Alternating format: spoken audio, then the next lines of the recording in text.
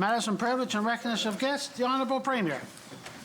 Oh, thank you very much, Mr. Speaker, and welcome back to my colleagues Friday morning for another day of debate in the legislature. To all those watching online or through Eastlink, I welcome those Islanders and members of the media as well.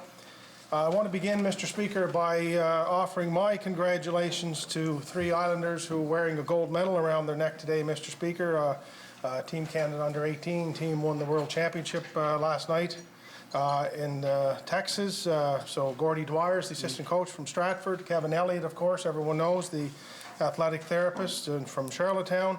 And Dr. Ben Cameron was the team physician, Mr. Speaker, from Summerside. So to those 3 Islanders, congratulations on a tremendous achievement. I also want to say that yesterday, Mr. Speaker, that Dr. Morrison, Marianne Dowling, and I went and were vaccinated with our first dose of vaccine. I was totally impressed with the professional and efficient nature of the clinic at the Eastlink Centre in Charlottetown. It was really something to behold in and out. The hardest and longest part of it was just waiting 15 minutes to make sure there were no symptoms, Mr. Speaker. So I would encourage members of this legislature who haven't yet been vaccinated, when it's your turn, to get registered and to do so, and to all Islanders as well. It was a painless experience, Mr. Speaker, and I'm feeling no impacts at all. The lady, the nurse was asking me afterwards, going through a bunch of symptoms, and she asked if I was irritable, and I said, well, I'm heading to the legislature, so that could change, but as of right now, I'm not. And I can say today I'm feeling very good and not yet irritable, Mr. Speaker. Stay tuned. I also wanted to offer my congratulations to my good friend Brad McKenzie, who was named the co-coach of the year in the Maritime Junior Hockey League, Mr. Speaker. Brad coaches the Grand Falls Rapids.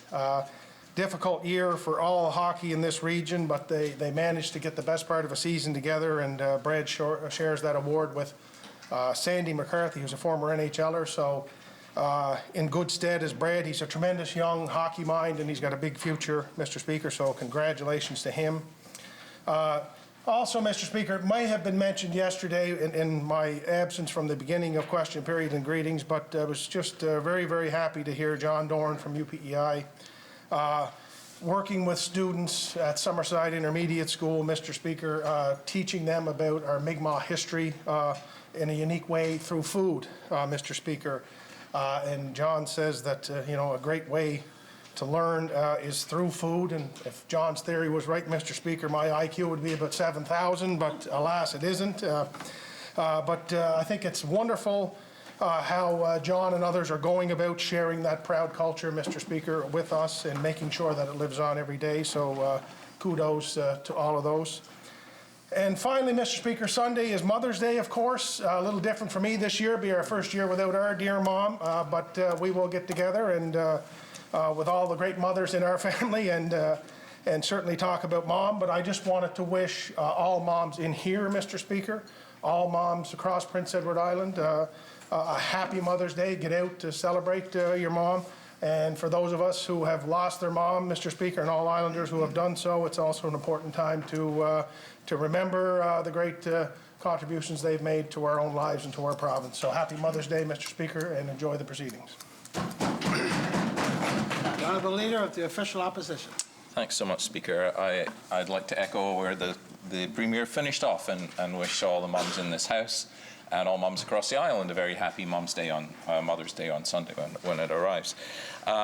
In District 17, Anne and Alec Jameson from Riverdale Orchard are renovating their facility there. They haven't been around for terribly long. They're new Islanders.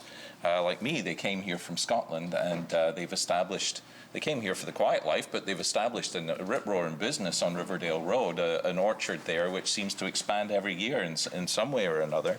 And despite COVID, they've managed to make a great go of it. Of course, they produce beautiful cider, but they're also expanding their business into a little restaurant. I think they're putting a couple of restrooms in there, and they're continually thinking of new ways to grow their business. And they've gone from this little tiny orchard producing a few bottles of cider to this is very much a destination in District 17. So congratulations to Anne and Alec on what they're doing there.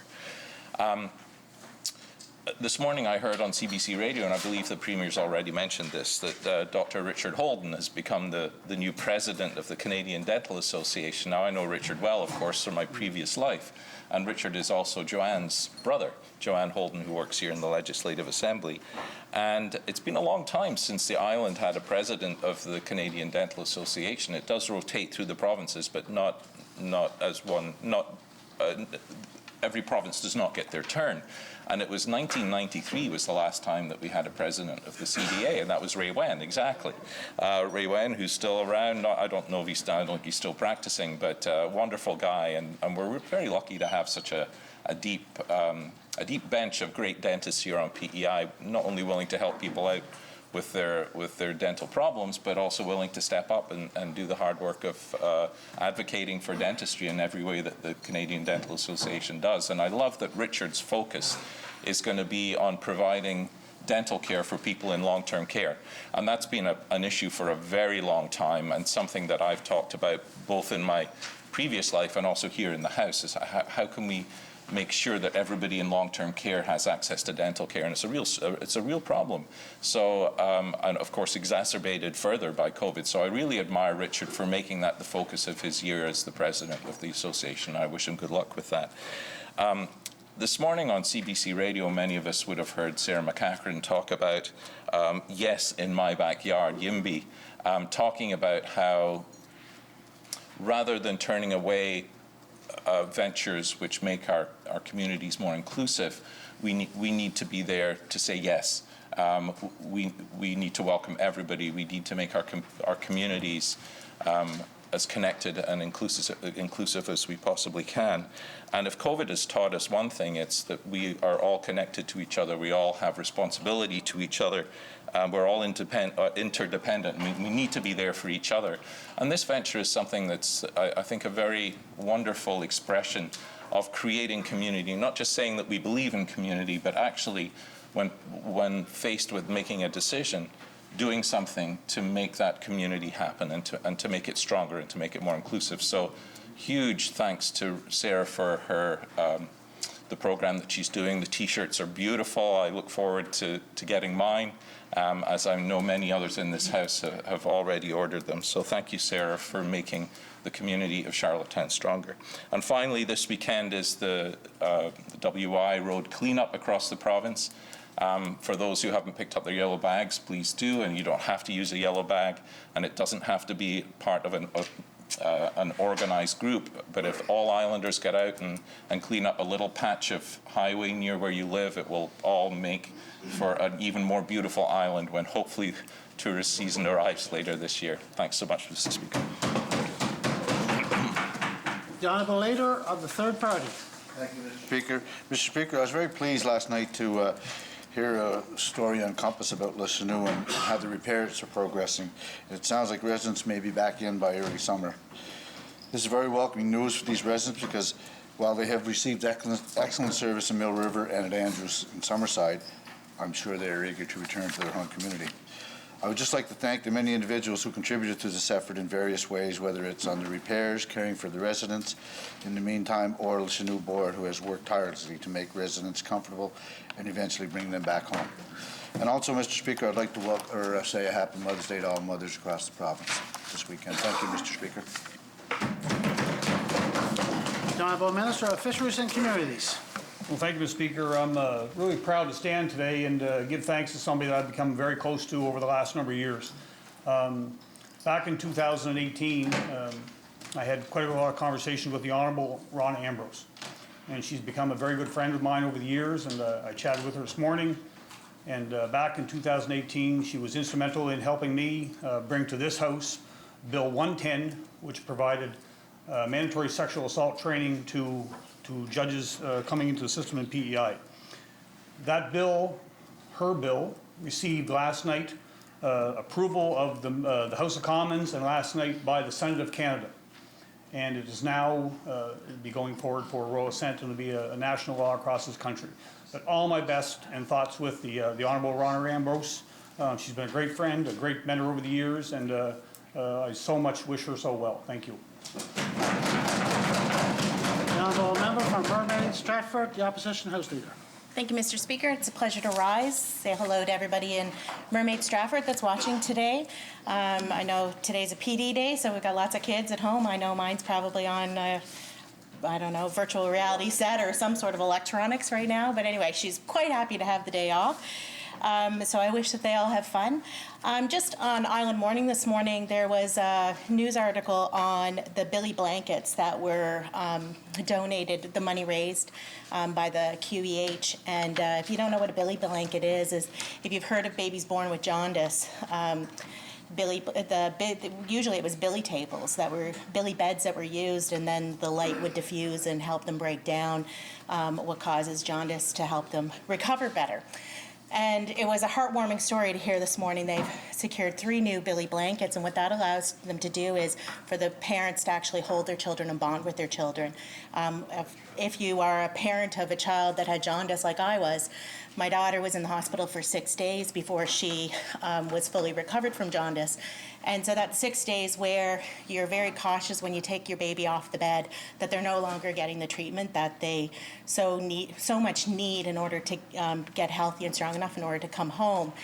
So just having so many people recognize the importance of Billy blankets, and so many people, caring people that donated to that program, so that we have 3 here in the province for parents to use. Heartwarming for me, and it just allows parents to be able to bond. And coming from a parent who's been in that situation, any time that you get to spend with your child in those first few days is important. I know I've mentioned it in the House earlier, but I just want to mention it again. It is Stratford Area Lions lobster fundraiser that's been going on since Wednesday. They are cooking starting at 1 o'clock today. You can stop by the building that's at the roundabout in Stratford. You'll see the light flashing when they're selling. And it's available tomorrow morning as well. It starts at 10 o'clock. And those proceeds, again, go to the QEH, IWK, and Charlottetown Rural Bursary. So if you're looking for a lobster feed for Mother's Day, that's a great place to stop. And Mr. Speaker, at 8 o'clock this morning, the Stratford Youth Council started their walkathon.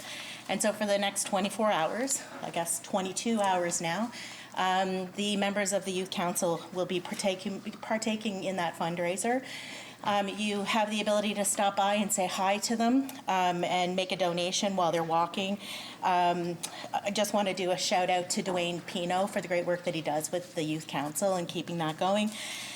And another upcoming event in Stratford is the Stratford Area Watershed Improvement Group's AGM is coming up on May 17th. Which starts at 7 o'clock, and of course you can attend limited capacity at Town Hall for that meeting or join on Zoom. The Stratford Salwig, as they're called, they do some pretty amazing work around the watersheds in Stratford and around my area and throughout my district, and just wanted to recognize that. And again, Mr. Speaker, as I've said, my mom has joined me in my home over the last few months, and I've gotten to know my mom in a way that I didn't have the opportunity to actually live with her every day, and I see her in a different light as an adult, and I just see what an amazing person she is, and how she was always such a support to my dad, as my dad was the person who worked outside the home and she was the one that ran the home. And it just gives me, I'll just say that these are months that I will never regret, and I just feel blessed that I get to spend so much time with her and get to know her on an adult-to-adult basis. So to all the moms out there, happy Mother's Day, and I wish everybody a good day in the House today. Thanks. The Honourable Member from Charlottetown, Victoria Park. Thank you, Mr. Speaker, and good morning to all my colleagues this morning. And I just wanted to give a special shout out to all of the educators today who are taking part in area association meetings today. Mr. Speaker, I'm excited to hear who will win the Golden Apple Awards. My cousin and I used to joke that we would never win those awards, Mr. Speaker, so we would present each other every year with the Crab Apple Award in its place. I'd also like to thank Sarah McCachran for her love of community and community building through her Yes in My Backyard t-shirts. I ordered mine last night, Mr. Speaker, and look forward to what comes of that. And she's donating all the proceeds, as the Honourable Leader mentioned, to the Outreach Centre. So that is wonderful. And Mr. Speaker, I stand as a very proud sister-in-law today to congratulate my brother-in-law, Chad Mann, who is the CEO of ADL.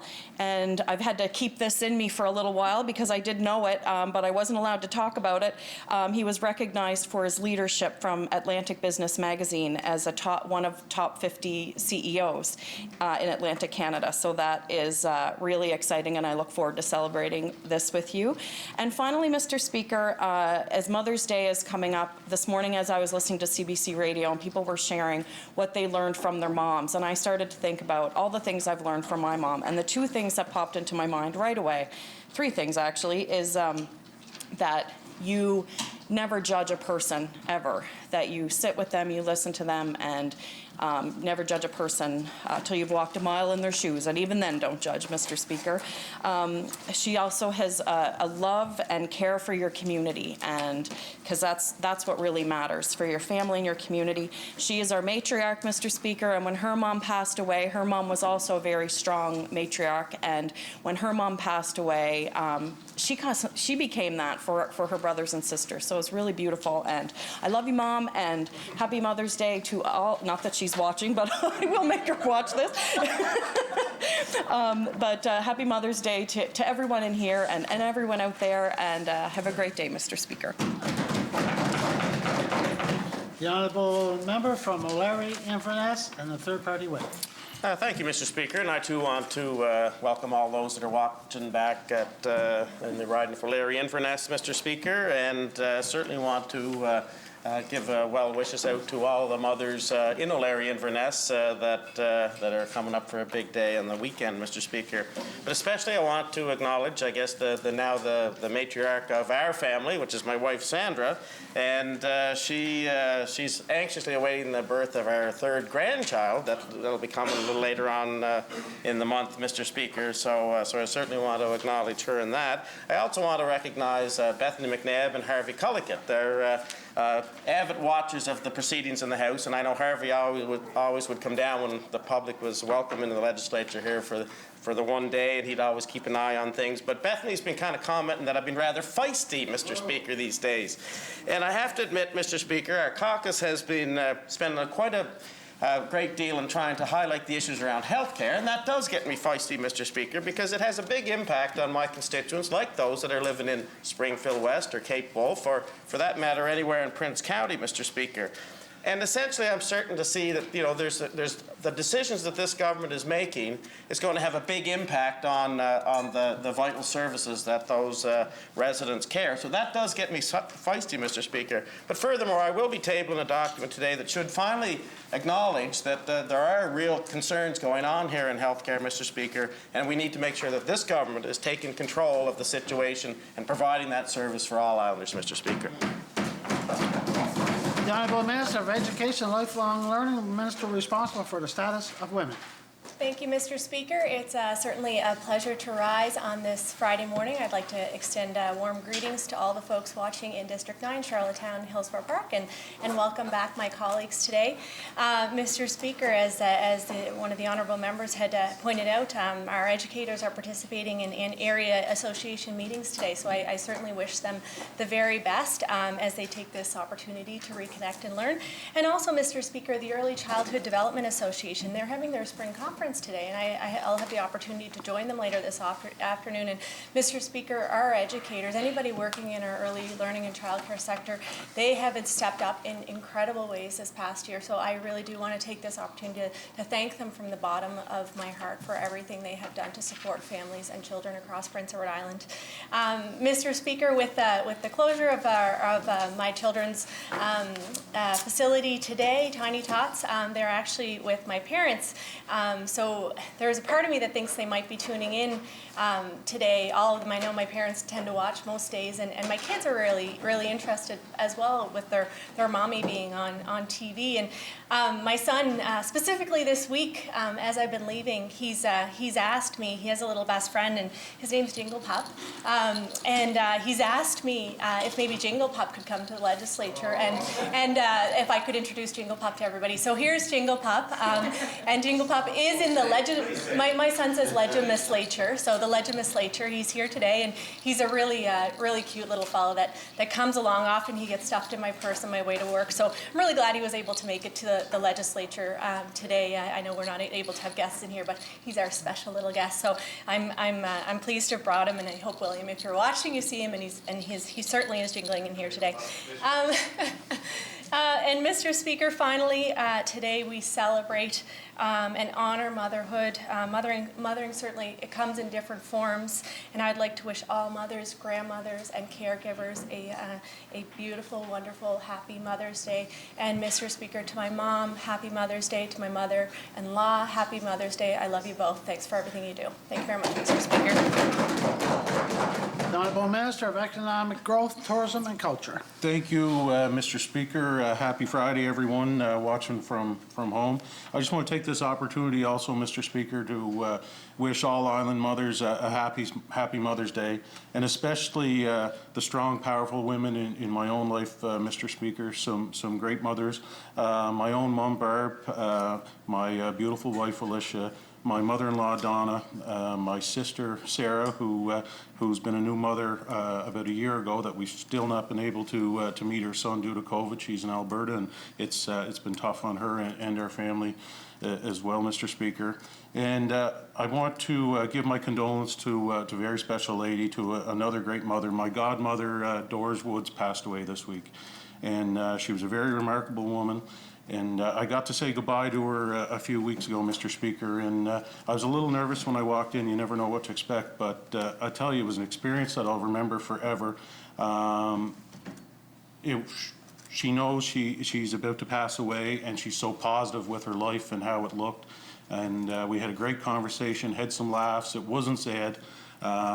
I got to go over, give her a hug. She kissed me on the cheek, said she loved me, and she'd watch over me. So it was a very powerful thing to see, Mr. Speaker. My condolences go out to John and Paul, her sons, and all the Bernard and Woods family as they bury their mother tomorrow. Thank you, Mr. Speaker.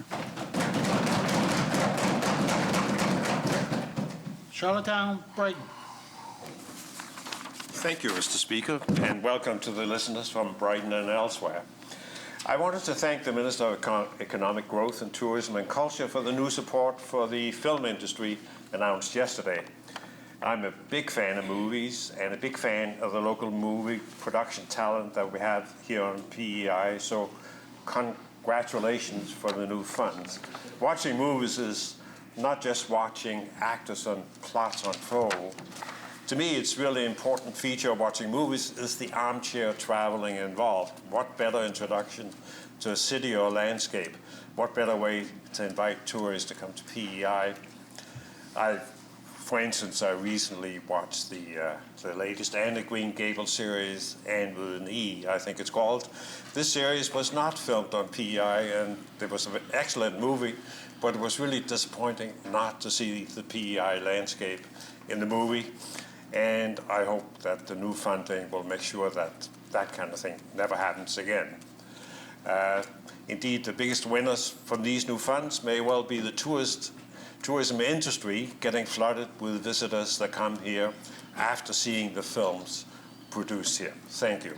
Thank you, Mr. Speaker. The Honourable Minister of Social Development and Housing. Well, thank you, Mr. Speaker.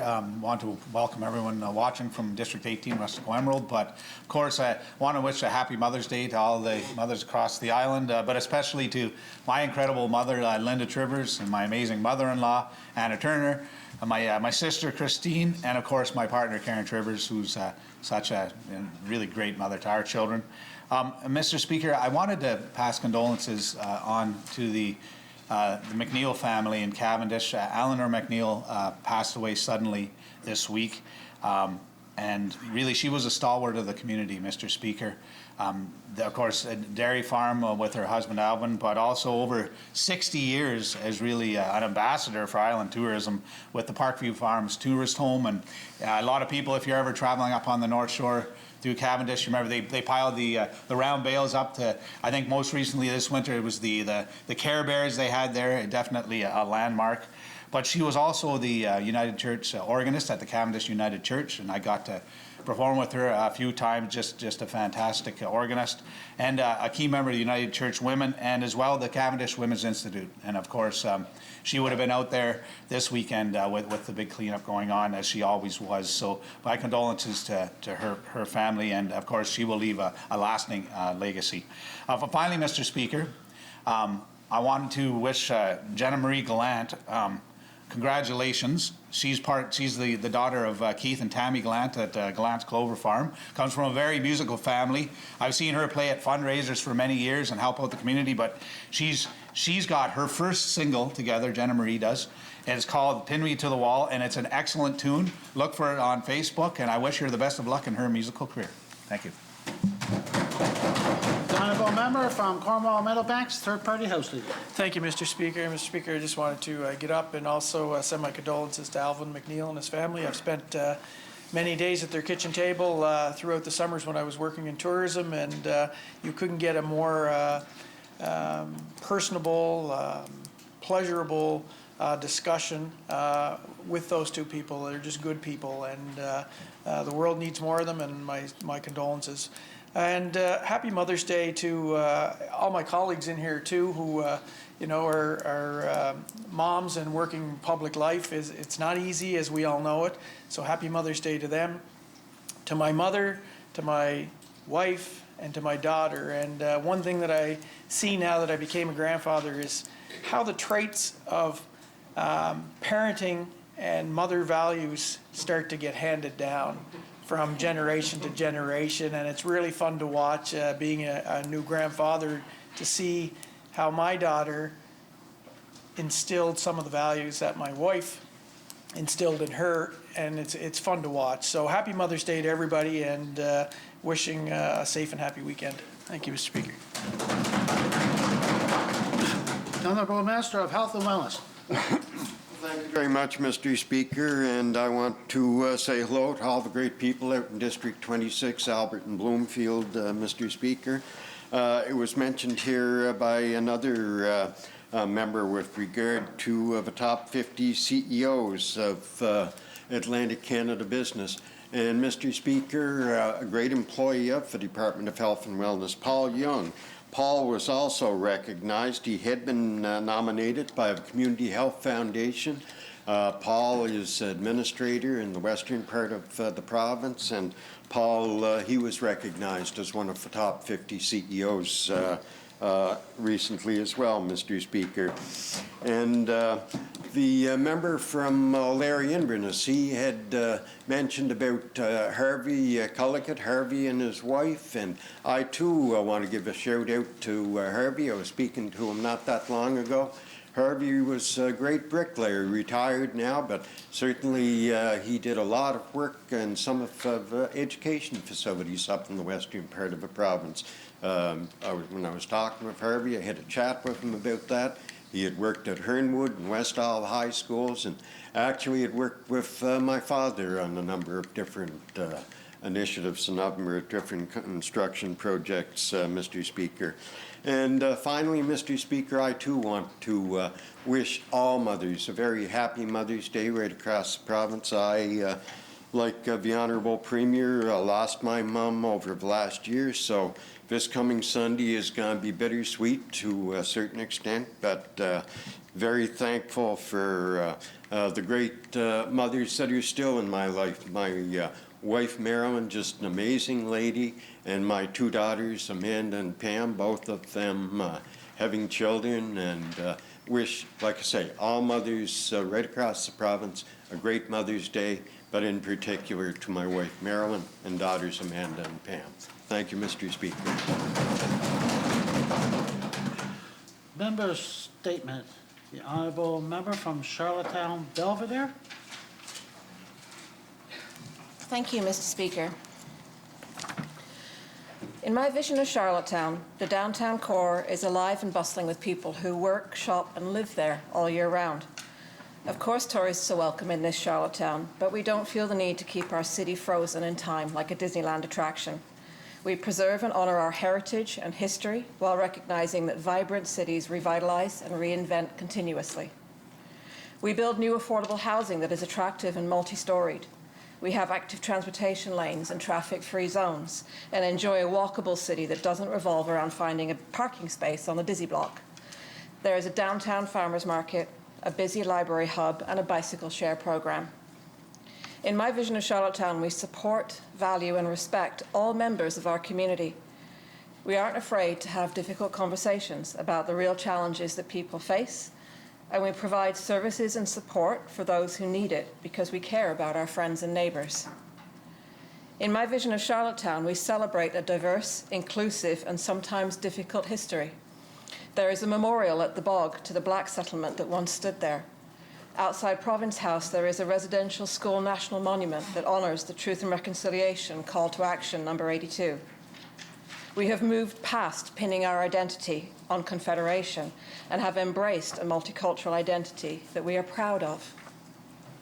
My vision of Charlottetown is full of public art, art that engages, delights, and challenges us. It also evolves as a city and its population evolves and is updated and replaced accordingly. Sir John A. is no longer sitting on a bench at the end of Victoria Row. Tourists have lots of other wonderful, relevant, and meaningful places and spaces to take a selfie in my vision of Charlottetown. This Charlottetown is possible with elected officials and engaged citizens who understand that a city has a responsibility to the people that live in it, as well as to those who visit, and that a city will not survive if it doesn't take care of its people. Thank you, Mr. Speaker. The honourable member from Tignish, Palmer Road, Deputy Speaker. Thank you very much, Mr. Speaker. Over the last several weeks, it's been a real privilege and an honour to sponsor a bill that will legally require access to modern internet service. My intention is to build a framework of accountability so that residents and business owners from across our province have confidence to plan ahead with a much greater degree of certainty. In particular, I want to acknowledge the contributions made to this bill by various people and organizations. And of course, I have to begin with Islanders themselves. The issue of internet access has been a source of concern and worry for many years.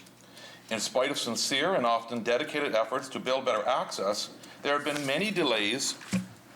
So I do lean on the widespread and well-informed commentary of thousands of Islanders, Mr. Speaker, who have expressed both frustration and constructive advice. At a more specific level, I would really appreciate the work of the Legislative Council Office, which did a tremendously professional job in helping to produce this legislation. And I want to note the willingness of government to offer sensible suggestions and reasonable amendments, which have helped to strengthen the accountability foundation that I have attempted to build. Mr. Speaker, in my view, access to modern internet is a basic need in 2021. It should be available to everyone.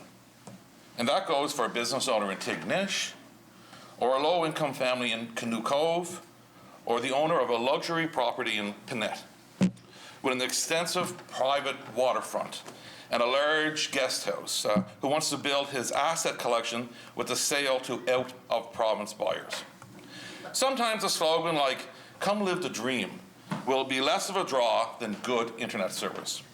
In other words, modern internet should belong to all Islanders, from the most humble to the most prosperous. And I look forward to seeing this bill pass so Islanders have a new degree of certainty. Thank you.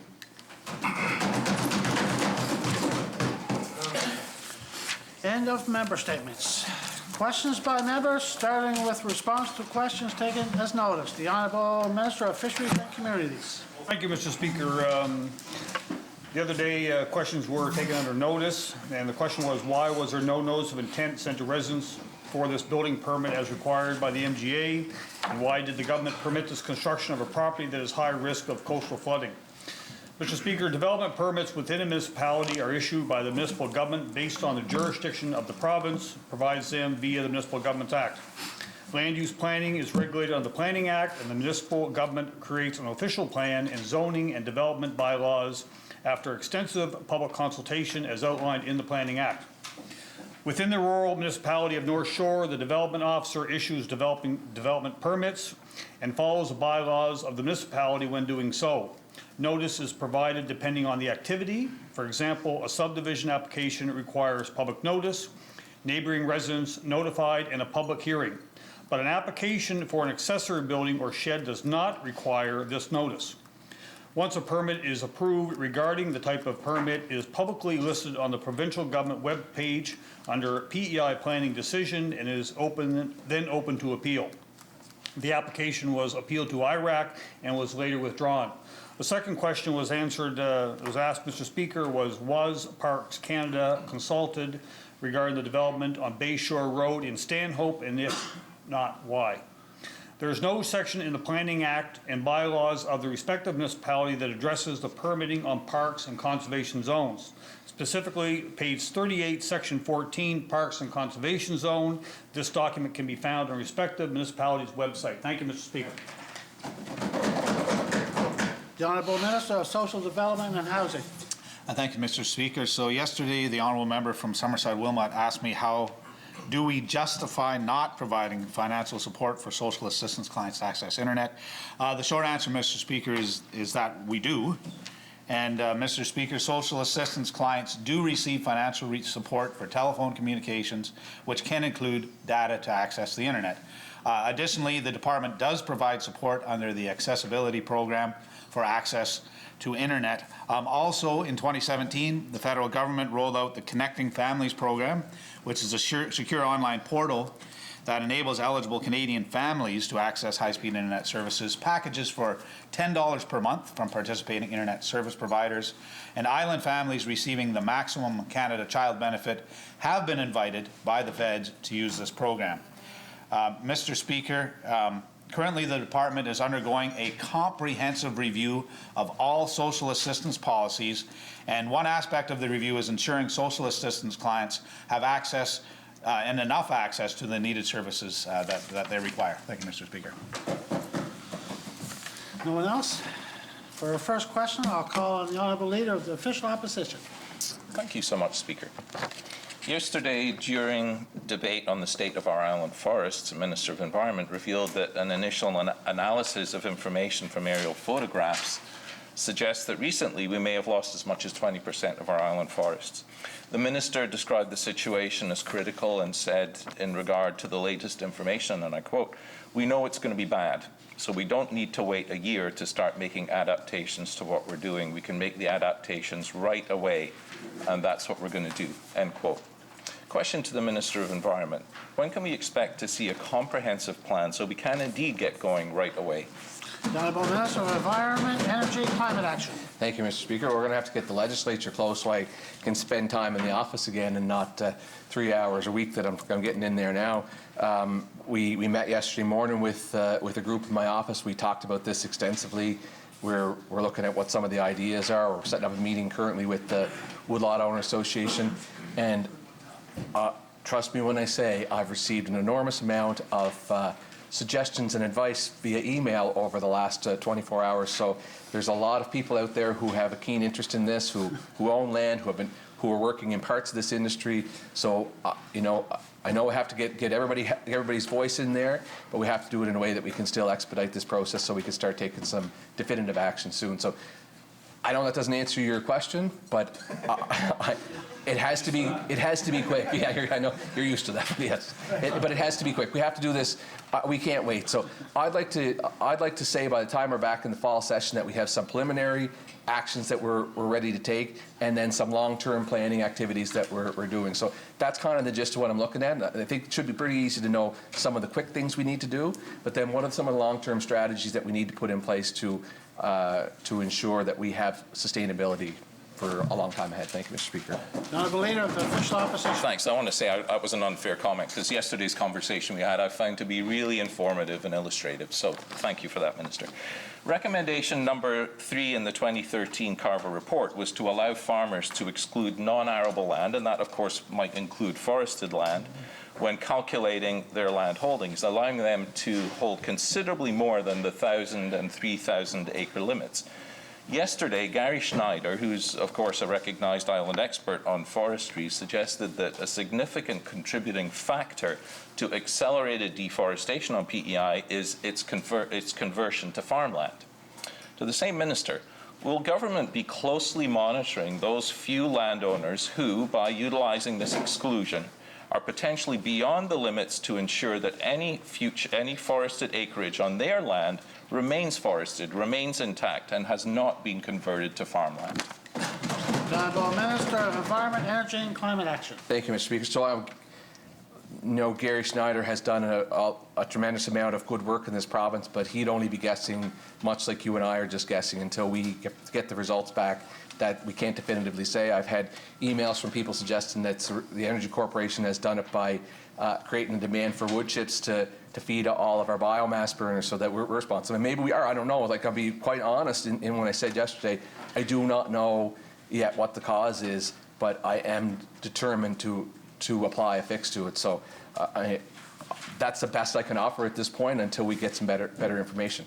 That said, I've met with the Federation of Agriculture and the Potato Board. We've talked about some of the things that are initiatives for me. We talked about reforestation, and we talked about it prior to me having this additional knowledge that kind of puts more pressure on me. We've talked about a buffer zone system that we want to buy back large tracts of land along waterways. We want to work with farmers to do that. We want to replant them with trees.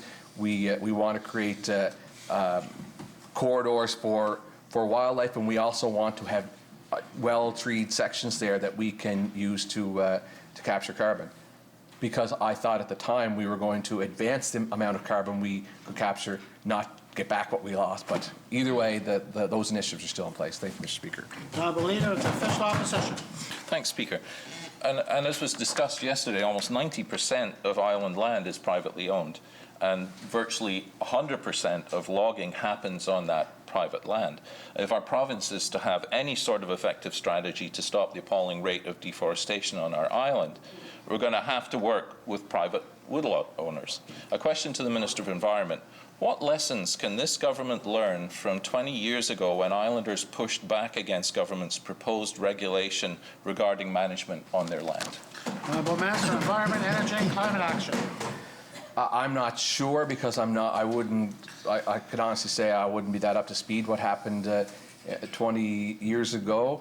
20 years ago, I had a number of other initiatives underway that I was more worried about whether or not I could keep my bills paid at the time, and putting oil in my oil tank with a jerry can to get through the winter. So I'd have to say I wasn't that engaged with forestry at that point in time, because I was most worried about how I was going to survive.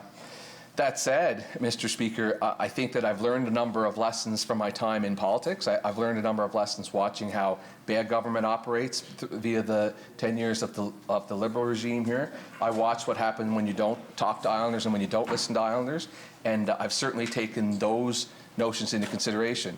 When I met with the Watershed Alliance and talked about some of our plans, we talked about who would do some of this work, and they thought in some cases maybe they were the better ones to go out and meet with the landowners because they already have a relationship with them. And I'm like, anywhere where we already have good working relationships, we'll rely on the people that have them. So I think we have to do it piece by piece. There's some people that are going to come along right willingly and help us, and there's some that's going to take a little bit of effort. But I don't intend to make any changes in a way that's going to cause a rumble. I want to find the right person to go to talk to the people who we need to talk to so we can get the work done that needs to be done. Thank you, Mr. Speaker. Honourable Leader of the Official Opposition. Thanks, Speaker. May I suggest, Minister, that you have a word with the Premier, because, of course, it was Pat Binns' administration 20 years ago that was in power when all of this ruckus happened, and I'm sure the Premier would have some sense of how government managed to handle their way through that. Matt Hughes is a small-scale professional wood harvester who lives in District 17 and who practices selective logging. The work he does, of course, takes more time, patch cutting, thinning, selective logging, but it allows him to remove wood continuously from a forest whilst maintaining the integrity of that forest. But as we all know, that isn't how most of the forests on Prince Edward Island are harvested. Clear cutting is a far more common method to take lumber off stands. And there are so many problems associated with clear cutting, of course, among them the impacts that it has on soil health and water management. Question to the same minister. Soil health and water conservation are both extremely active issues in your portfolio, of course. So how are you going to balance continued sustainable wood harvesting with the need to protect water and soil. Honourable Minister of Environment, Energy and Climate Action. Thank you, Mr. Speaker. So, again, that's a really good question, and some of the things that we are looking in our net zero plan is exactly how we can do those things, because for once government all has to kind of fit together for one big plan. It's been a number of years since there's been any initiative that's been focused in a manner that brings everybody together. And I do agree, and one of the emails I received this morning was from a gentleman who's in the industry, and he lamented that he against his morals, sometimes he cuts down the bigger trees because he has to pay his bills. So there's that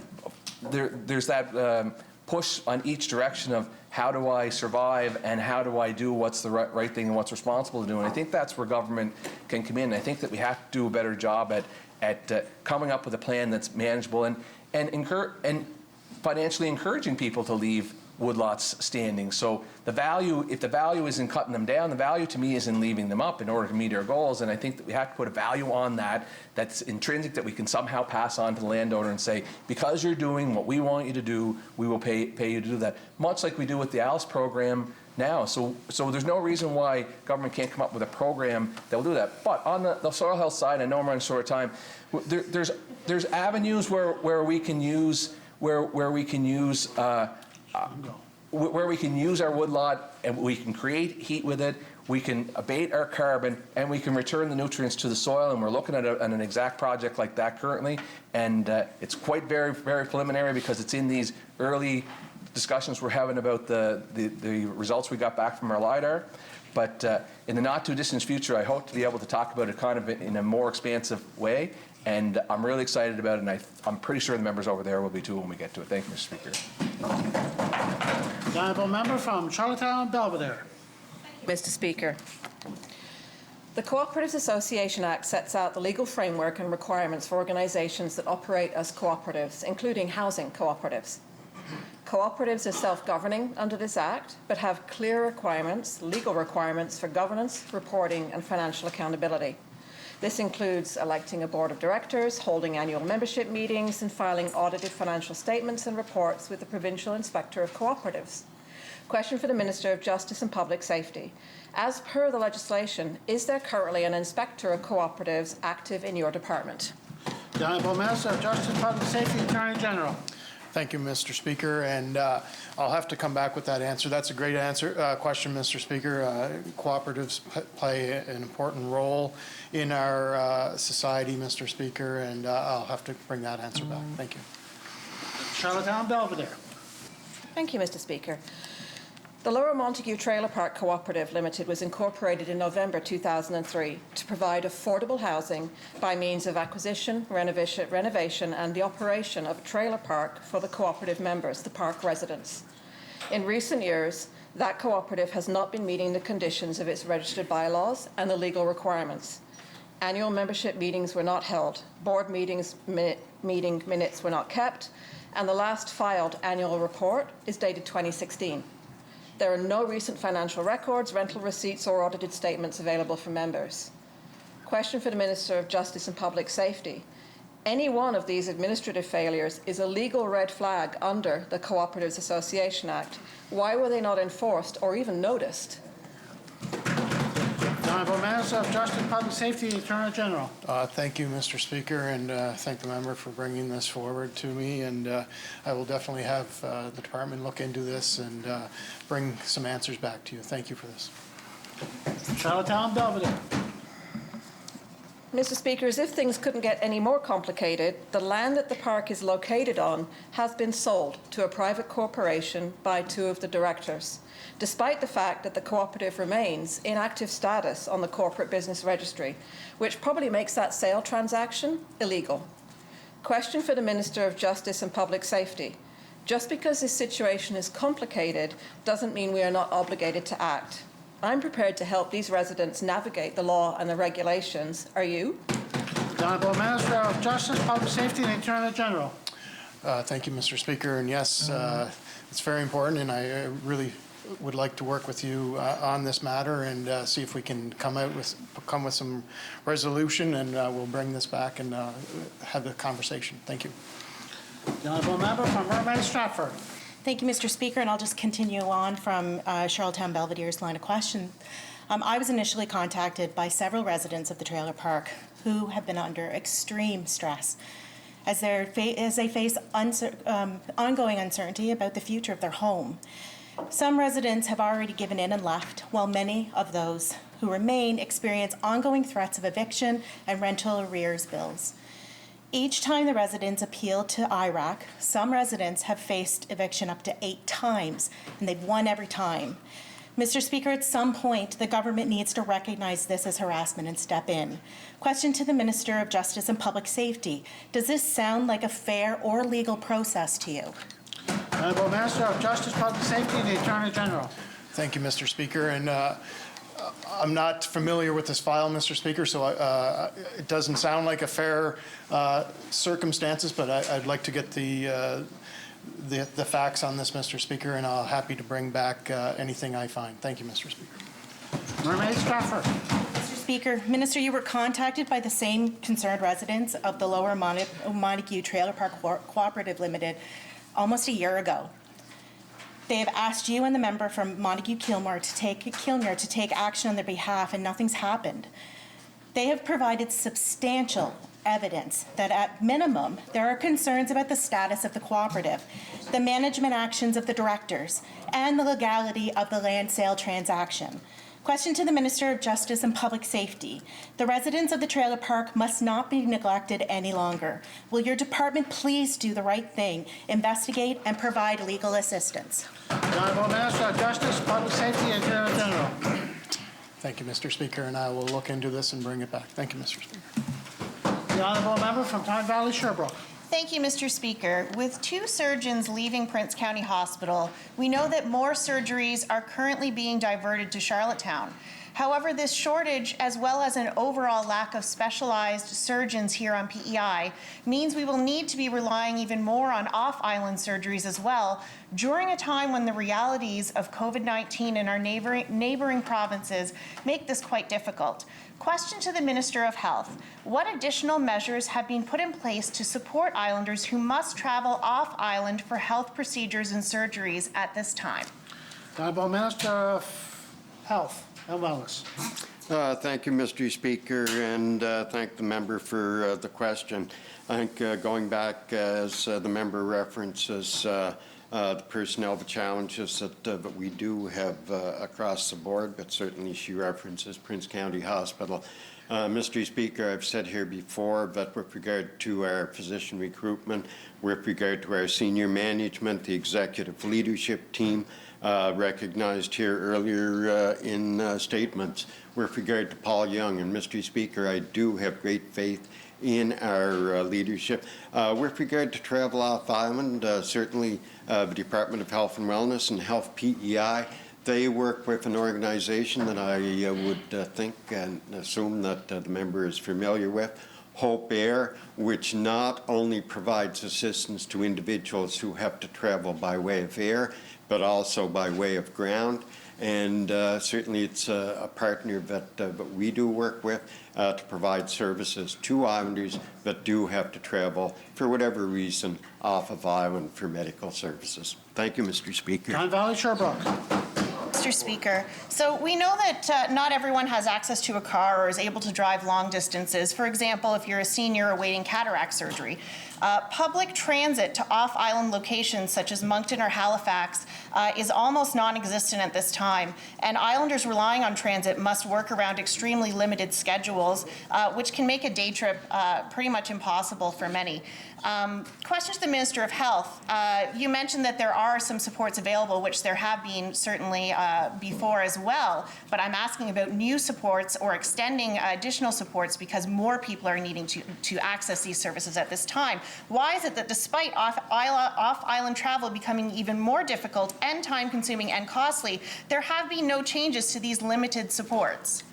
Honourable Minister of Health and Wellness. Mr. Speaker, The honourable member again raises, some interesting points without a doubt. Mr. Speaker, the department, as I have mentioned, Health PEI, have services, have partners in place. But, Mr. Speaker, I do question the comment of the assertion that the member made with regard to no off-island transit. I'll certainly look into it further. But from my understanding, there absolutely still remains off-island transit to areas outside of the province of Prince Edward Island, including Halifax. Thank you, Mr. Speaker. Don Valley, Sherbrooke. Thank you, Mr. Speaker. And just to clarify, I didn't say no, I said limited. So it has been reduced, which, as you know, there is a 24-hour window that people can go off island to access treatment. And if they need to stay beyond that, there is the additional requirements around isolation for good reason. But with that limited transit, it makes it quite difficult. Mr. Speaker, the need to self-isolate for 14 days when traveling off island for more than 24 hours does add that additional challenge and barrier. As well, some surgeries require days of recovery time before returning to PEI. For some, the procedure is such that they are unable to drive themselves, leaving many scrambling to find family or friends who can take time off work to do this. Question to the Minister of Economic Growth and Tourism. During outbreaks of COVID-19 in this province, paid sick leave provisions have been expanded. As we watch Nova Scotia struggle through this third wave, will you consider making this program accessible to all islanders and support persons needing to self-isolate due to accessing off-island medical treatments until at least September? The Honourable Minister of Economic Growth, Tourism and Culture. Thank you, Mr. Speaker. Yes, we can certainly take a look at that. I can go back to the department to get them to do some work on it. When we rolled out the $1 million fund, we didn't know what kind of uptake we were going to get, obviously with day by day in the cases and so forth. So I'll certainly commit to going back and getting the department work on that, come back with some more info. Thank you, Mr. Speaker. Charlottetown, Victoria Park. Thank you, Mr. Speaker. I can remember my excitement as a student when on a beautiful, random, sunny day, my teacher would say, "Okay, class, we're heading outside for our reading time today." The fresh air, change of scenery, and the great outdoors is such a perfect reset for the mind and body. More and more schools are building outdoor classrooms because they see firsthand the benefits of time spent learning outdoors. The Home and School has put forward a motion asking for more outdoor learning to be a part of the official curriculum so that schools will get children outside more often. As one student said, quote, "I can be stuck inside all day. It gives me a time to just be outside. It's just nice." Question to the Minister of Education and Lifelong Learning. Will you be supporting these curriculum changes? The Honourable Minister of Education and Lifelong Learning.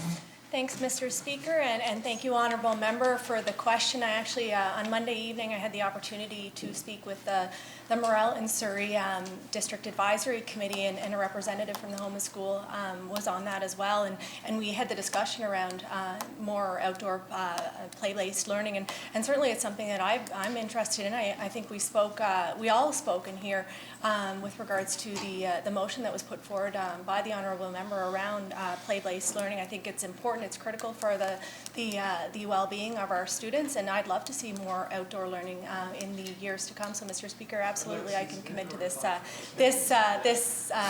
in the House here today. Thank you very much, Mr. Speaker. The Honourable Member from Tignish Palmer Road, Deputy Speaker. Thank you very much, Mr. Speaker. Recently, it has been reported that PEI is struggling to recruit school counsellors. As it stands, 40 of our 62 public schools have full-time counsellors, with a promise from the former minister to increase that number to all island schools by this fall. A school recently contacted me from my district. The students there do not have a full-time counsellor. Question to the Minister of Education. Are you on track to meet the previous minister's goals of having full-time counsellors working in all 62 schools by this fall? The Honourable Minister for Education and Lifelong Learning. Thank you very much, Mr. Speaker, and another very important question, and I'm really pleased to see the Honourable Member asking it today, as I know the principal of that school had reached out to me there yesterday as well, Mr. Speaker. Our government has taken the well-being of our students the utmost priority this past year, especially, Mr. Speaker. The investments that we've made in our education system, $4 million from our K to 12, 185 new additional resources for this year to support our students through a tumultuous time, a time that is unlike any in our history. And Mr. Speaker, I was really, really pleased to be on the floor with the budget for the coming fiscal year. And Mr. Speaker, in it, there's an addition of 12 school counselors, something that we haven't seen in decades, Mr. Speaker. In addition to that, 20 additional teachers, Mr. Speaker, 34 additional educational assistants, Mr. Speaker, 4 autism consultants, bus drivers, school secretaries, Mr. Speaker. These are investments, again, like we've never seen before, Mr. Speaker, and it's a testament to the commitment that our government has for the well-being of our students and our school system. Thank you very much, Mr. Speaker. Tignish Palmer Road. Thank you very much, Mr. Speaker. So I'm going to assume that's a yes. Mr. Speaker, PEI is home to many rural communities, and those who live in rural areas expect to receive the same services that are offered in urban areas of the province. Now, this can sometimes be a challenge for government when recruiting professionals, because often those with a connection to rural communities opt to live in more larger urban areas of the province, Mr. Speaker. And this school has seen a cycle where a councillor joins the team for a year or so to get their foot in the door, then moves elsewhere when an opportunity opens up. Question to the Minister of Education. What are you doing to assist schools in rural communities with retaining their guidance counsellors in a long-term basis? The Honourable Minister of Education and Lifelong Learning. Thank you very much, Mr. Speaker. And again, a great question. Mr. Speaker, I did have the opportunity to speak with the HR within the Public Schools Branch, as well as the Director of the Public Schools Branch this morning regarding our school counsellors in our rural settings as a result of the concern that the principal had put forward to me, Mr. Speaker. And they are quite confident that counselling positions, this for the coming year, will have a full complement of qualified personnel for September, Mr. Speaker. Mind you, in the case whereby we have trouble filling councillor positions, which again they've said with certainty that shouldn't be the case for September, the minister does have the ability to authorize a special permit in cases where we need to fill those gaps, Mr. Speaker. But I really do want to take this opportunity to encourage members in this House to speed along the budget process, Mr. Speaker. The school systems are waiting for it. We do need to hire these folks, and it does take a little while, and we want to have them ready to go for September. So Mr. Speaker, I'm really pleased that we do feel we'll have a full complement for September, and I appreciate the honourable member's question today. Thank you very much, Mr. Speaker. Tignish Palmer Road, your second supplementary. Thank you very much, Mr. Speaker. And I'm glad that the Minister mentioned that she does have the authority to issue a special permit. This particular school that we've been talking about, the principal has sent a letter into the minister yesterday about this. They've been without a guidance counsellor for 5 to 6 months now, and 71% of those students require support of a guidance counsellor. The community has recently identified a qualified RN who has experience working with the student well-being teams in the area. He also has a certificate in psychiatric mental health nursing, and this person is committed to the community and will remain there long term. Question to the Minister of Education. Will you commit to meeting with this school to explore the possibility of hiring this qualified local candidate? The Honourable Minister of Education and Lifelong Learning.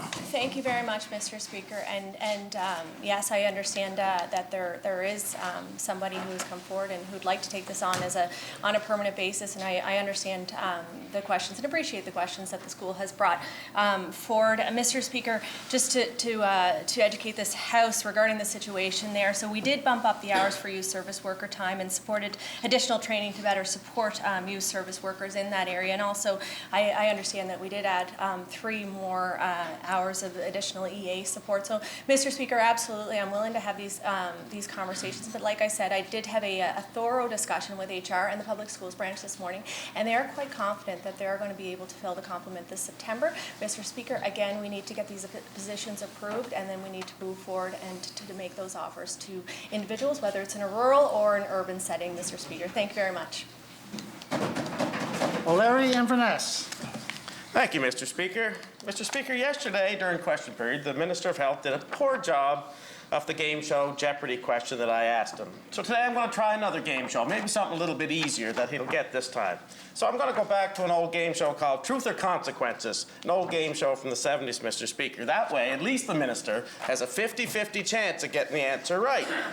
So, Minister, today, status of operating rooms at the Prince County Hospital. Today. Is the answer A, all surgical procedures are happening at Prince County Hospital today and will until the end of June 2021, as the minister had stated on CBC recently? Or is the answer B, due to a shortage of general surgeons, there will be no on-call general surgeries at Prince County Hospital today until May 11th, 2021? The Honourable Minister of Health and Wellness. Well, thank you very much, Mr. Speaker. And you know, it was mentioned by the honourable member from Tignish Palmer Road with regard to a number of questions, and that sometimes because of the quality of those questions, Mr. Speaker, if it do come forward from the third party, but they do have to be shifted to a certain extent. And the other thing I've heard back from discussions, Mr. Speaker, is that, Ernie, you're being too hard with your answers on the third party. But again, going back to, game shows, Mr. Speaker, healthcare in the province of PEI, it is not a game. It is absolutely not a game. So the honourable member can keep playing around with figures and the like, but I've said before here, Mr. Speaker, yes, I have, as a Minister of Health and Wellness, faith in our administration, faith in our leadership, and faith in our recruitment. Are there challenges always going to be? Have been challenges in the past when the honourable member himself was the Minister of Health and Wellness? Yes, he encountered those challenges without a doubt, but we're working through them. We have a plan, and we realize that this is not a game. Larry Inverness. You're right, Mr. Speaker, it's not a game. He's playing games with people's lives, Mr. Speaker. That's what's going on over here. Minister, what's going on here at Prince County Hospital? One day you're telling us things are okay, right up until June at the Prince County Hospital. The next day, emergency services will be transferred to the QEH from the PCH, leaving the population of West Prince, which he represents, over an hour away from life-saving surgeries. Minister, there are consequences to your actions and your lack of ability to inform Islanders of what you're doing in health administration here in this province, Mr. Speaker. Will you table all your wonderful plans that you keep talking about for providing healthcare surgery coverage for our two main operating rooms in Prince County, at Prince Edward Island here? Tell us the truth, Mr. Speaker. Come on. The Honourable Minister of Health and Wellness. Mr. Speaker, the honourable member says, tell us the truth here. Well, whatever information that I provide in this House is based on information that I get from our experts, from our executive leadership team, and I have faith in them. I have faith that they tell me the truth whenever I do have a conversation with them, and the information that is passed on to this House, to the honourable member, is the truth based on the information and the faith that I have in our leadership team, Mr. Speaker. And again, I'm going to reiterate, it is not a game. You look at the investments that we have placed in primary care, in health care. It shows our tremendous commitment, Mr. Speaker, to the people of PEI. Thank you. Larry Inverness, your second supplementary. Mr. Speaker, not much wonder people are saying I'm getting feisty in here, Mr. Speaker. I have documents here from that have been put out by Health PEI saying that the emergency room is closed. The answer is B, Mr. Speaker, what was the first one. So, Minister, what assurances can the minister offer here? Is this a one-time decision that he actually has some contingency plan over the pending crisis in health care here? This impacts all Islanders, and they need reassurance that they're able to get health care services and not have to travel another hour, hour and a half to get those services, Mr. Speaker. Lives depend on this. The Honourable Minister of Health and Wellness. Thank you, Mr. Speaker. Well, that was certainly quite a rant by the member. But I will have to ask the member, I did not hear a specific question in that rant or coming from that rant, Mr. Speaker. So if there is a specific question there, I would ask the member to put it forward. Thank you. The Honourable Member from Cornwall Meadowbanks. Thank you, Mr. Speaker. I'm going to follow along with my colleagues' questioning, Mr. Speaker, because in the past 2 years, I don't think I've had as many calls from and not just my constituents across the province on our healthcare system. And I know that I know that my colleague will be tabling a document in that regard, and there's been a lot of questions and concerns. And, you know, you hear the chirps back and forth here, Mr. Speaker, on health care, and we heard the minister saying, let's keep this serious, and let's keep it serious, but let's deal with the issue. This failure will place enormous pressure on the entire healthcare system. People from Summerside and surrounding areas will be the first ones in line on this government's failure. So if someone from Minimigash, for example, is experiencing severe pain that requires emergency surgery, Minister, will they have to go to Charlottetown this weekend? The Honourable Minister of Health and Wellness. Well, Mr. Speaker, I have not been provided, as Minister, I'll be honest, at this point in time, with what seems to be coming from the third party.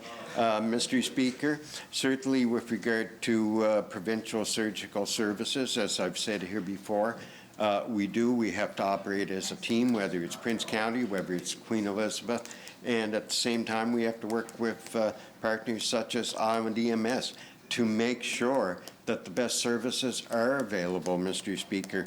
I do appreciate the member bringing this forward. Like I say, Mr. Speaker, I've been not notified of that at this point in time, but I certainly will look into it, and I do appreciate it being brought forward. Thank you. The Honourable Member from Cornwall Meadowbanks. Well, here's a copy of the letter that I received. And Mr. Speaker, I'm going to read one paragraph out of it. All potential surgical cases presenting to the PCH will be triaged by the physician. Consultation to the general surgeon on call at the QEH for any urgent surgical consults during this time period can occur by calling the QEH switchboard directly and having general surgeon on call paged. Your answer to the last question, is kind of scary. And I think all members in this House, and especially over in that side of the House, should get behind their minister, give him the support, find out what the heck is going on in Summerside. This is getting ridiculous. This is getting scary. You can imagine if you have a appendectomy or a gallbladder attack this weekend and you're in Musquesh. This decision means a lot of extra time. Question. Drive. So, Minister, what can you tell us here today to ensure Islanders, especially in West Prince, what securities are you going to tell them when you get a copy of this letter, which you likely should have had before me? Thank you. The Honourable Minister of Health and Wellness.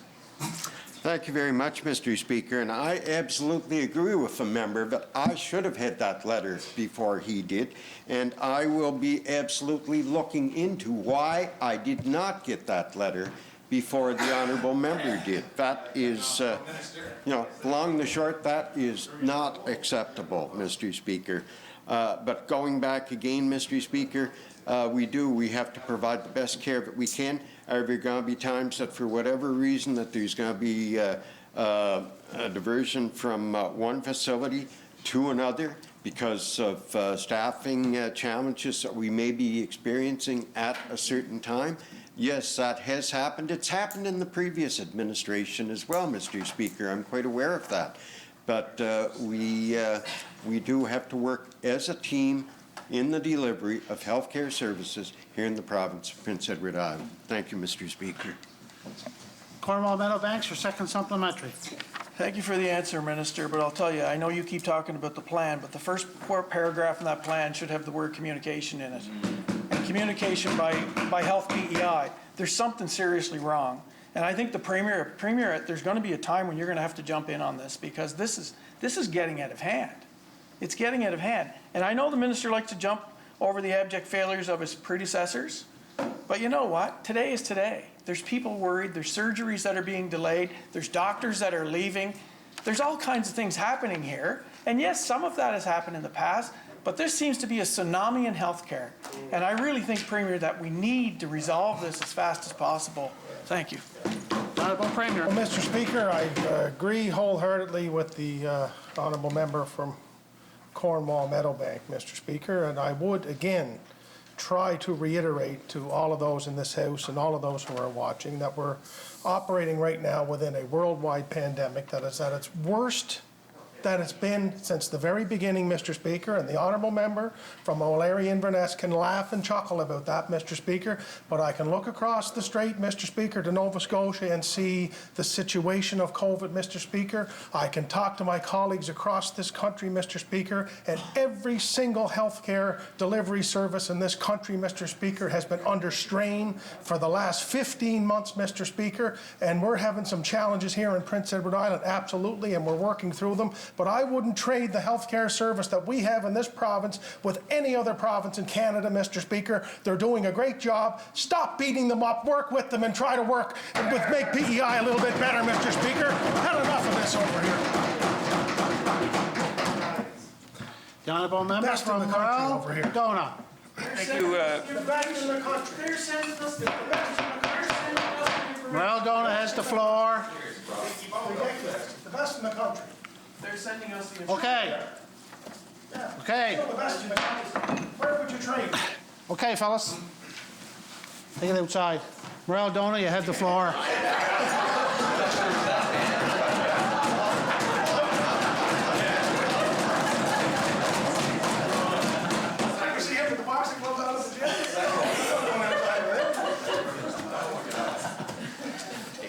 Thank you, Mr. Speaker. I can attest that it's quite windy outside. It's a little bit windy inside here today too as well. Mr. Speaker, in 2018, the PEI Climate Change Action Plan was released. In that report, they committed to annual reporting, and I'll quote from it. Reporting our progress to the public will ensure transparency and provide an opportunity to change course if needed.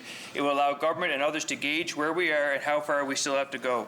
The annual updates will be provided as a status report and posted on the Climate Change Action webpage.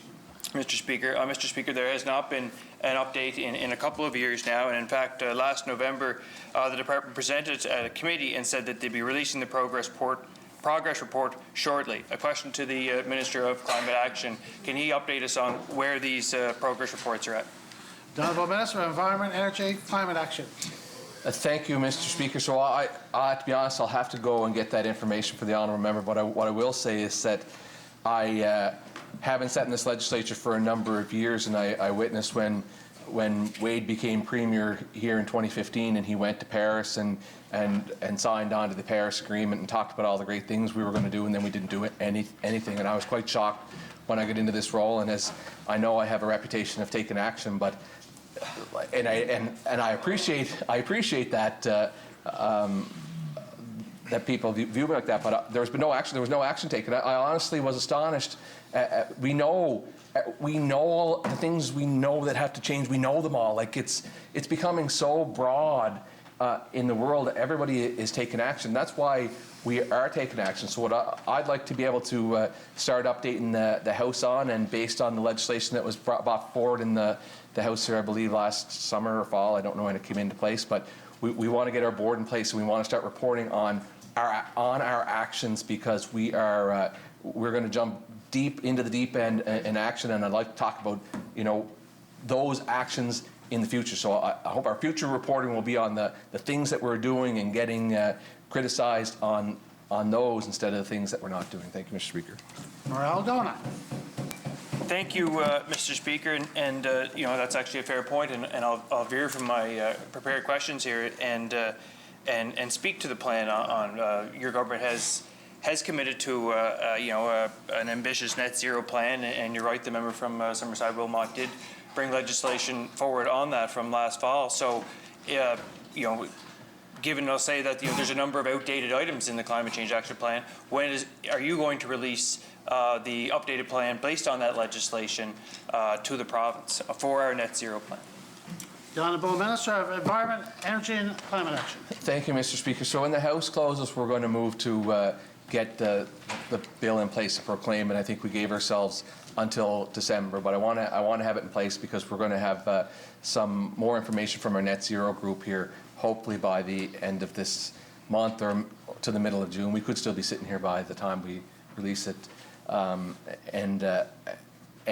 once we have the actionable items that we're going to take and the path that we're going to follow to meet our goals, I think it's going to become really, really important to report, have outside interpretation of what we're doing, that there's all the voices are being heard. So I still think that the the previous plan is important because it meshes in. It's kind of what leads us to some of the action that we need to take. So we're going to merge those together, and I hope to be starting to report on them as early as hopefully by the end of the year. We'll be able to offer some baseline reports so that we have something to go on year over year to show that the action that we're taking is making a difference. Thank you, Mr. Speaker.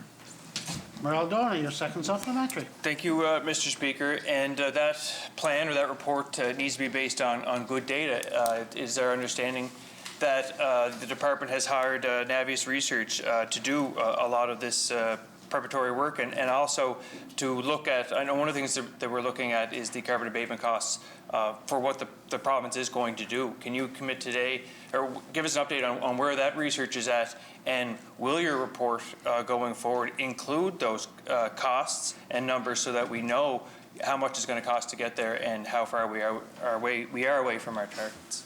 The Honourable Minister of Environment, Energy and Climate Action. Thank you, Mr. Speaker. So the Navius report is basically done. I mean, I have a copy of it in my bag here with me that was the preliminary one. So I think there's some back and forth. I'd really hoped to have released this in public. I think I committed to you that I'd have it in April. And now that I look at the calendar and realize I missed the commitment I made to you, I'm nervous to make you another commitment and also not meet that commitment. But I'm going to go back and find out how soon we can release it, because it is very important, and it's important that we have this. It's an open conversation, because we don't want to shock anybody with what we're doing, and we don't want to shock anybody with what the cost of it's going to be. So yeah, I agree. Let's put it all on paper. Let's put what the costs are, and let's have a good discussion about what the best path is going to be based on those carbon abatement costs. And I know that the Committee on Climate Change has done a lot of work, and I believe you may have said on that, I'm not sure, but I know that committee has done a lot of work as far as some of the costing components of it. So I think it's important that we now merge that all together, come to a plan that we can all agree on. And then obviously, because of the length of this project, it's going to be multi-political levels that are going to have to take it on. So we want to make sure that what we put in place is going to be agreeable to anybody else who may serve in government at some time down the road based on their political stripe. Thank you, Mr. Speaker. The Honourable Leader of the Official Opposition. Oh, excuse me, Speaker. My apologies. We only have, of course, a few EVs on the roads right now, but I'm sure with the incentive program that was announced the other day by the Minister that's going to change very quickly. And there's so many things to love about emission-free travel, but one of the features of EVs is that the large batteries present potential dangers for first responders who may have to deal with an accident. And currently, there's nobody on Prince Edward Island who offers training to fire departments or other first responders on how to safely deal with circumstances like that. As far as I'm aware, we've never actually had an accident involving an EV, but of course that's going to change at some point. So at the moment, these fire departments and first responders have to hire and pay for somebody off island to deliver the training, and it's a fairly significant cost. A question to the Minister for Justice and Public Safety: what plans does your department have to ensure that all first responders on Prince Edward Island are properly trained in safety measures related to EVs, and will funding for fire departments be provided for this necessary training?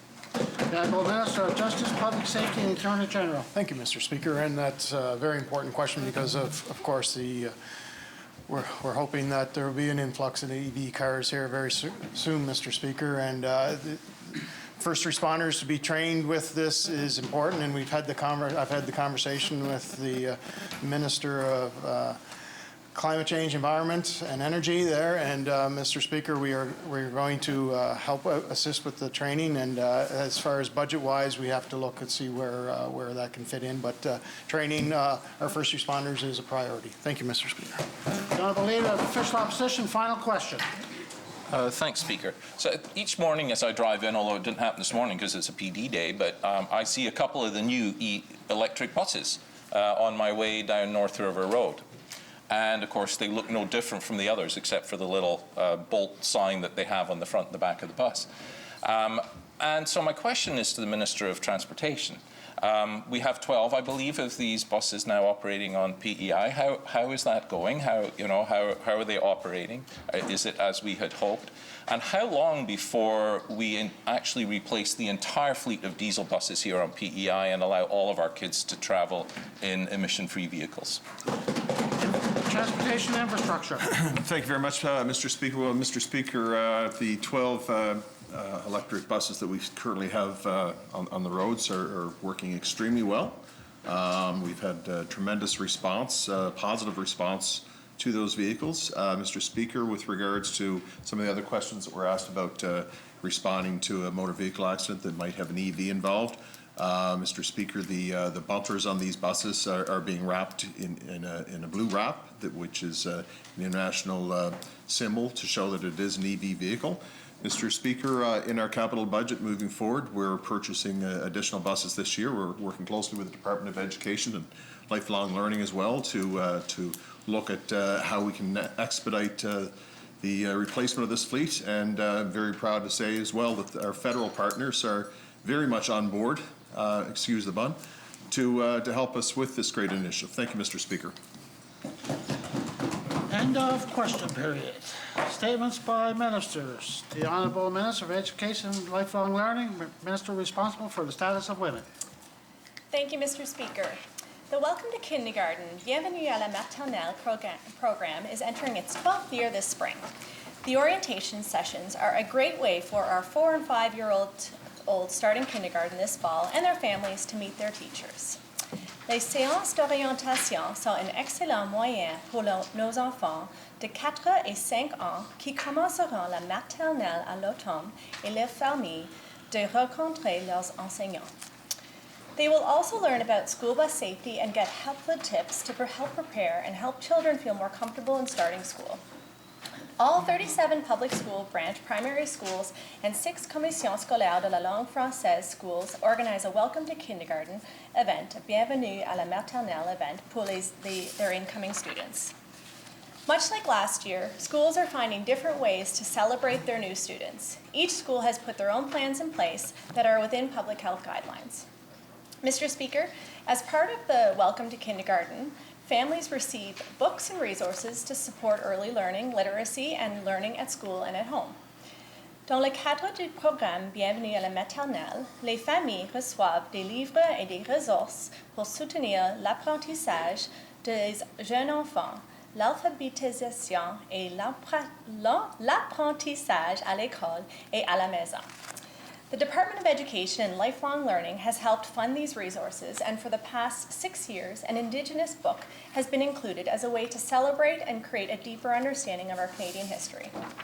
Monsieur le Président, je suis fière d'annoncer que cette année, pour la première fois, un livre autochtone en français sera offert aux participants de Bienvenue à la Maternelle.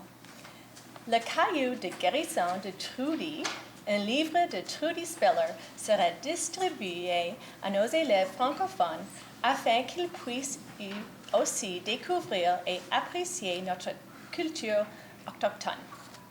Mr. Speaker, I'm pleased to announce that this year, for the first time, an Indigenous book in French will be available for participants of Bienvenue à la Maternelle.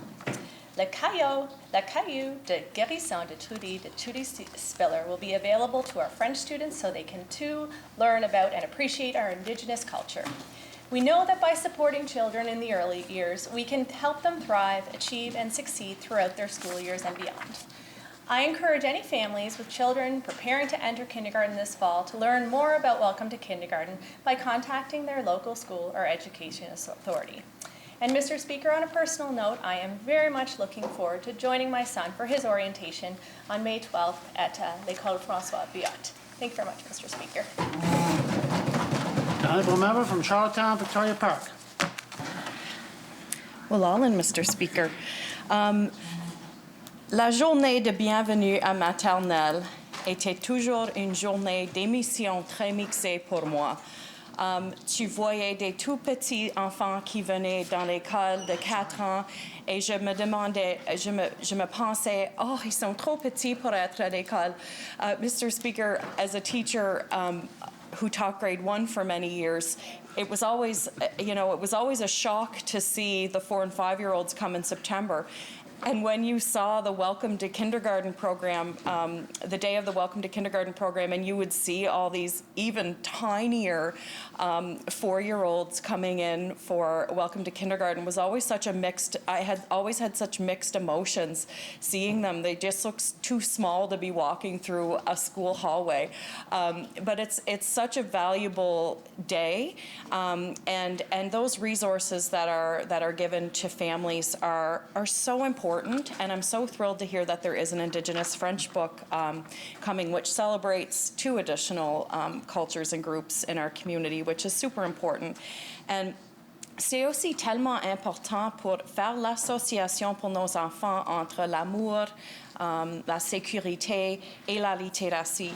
Alors, quand on offre des ressources aux familles qui ont peut-être pas les ressources pour eux-mêmes, avoir des livres et des choses comme ça dans la maison, c'est très important.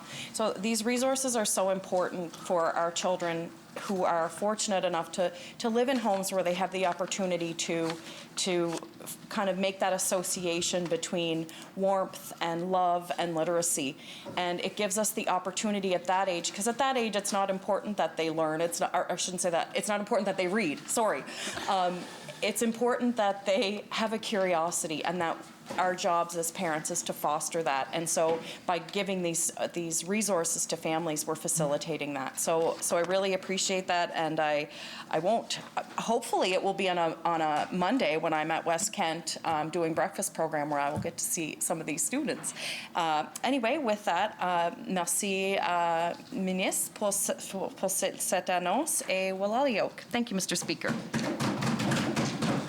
The honourable member from Cornwall Meadowbanks and the third-party House Leader. Thank you, Mr. Speaker. It's a pleasure to rise today and speak to the Welcome Kindergarten program. This event is designed for parents and caregivers and their children who will be entering kindergarten this fall, and is being put on by all 37 public schools, branch schools that offer kindergarten.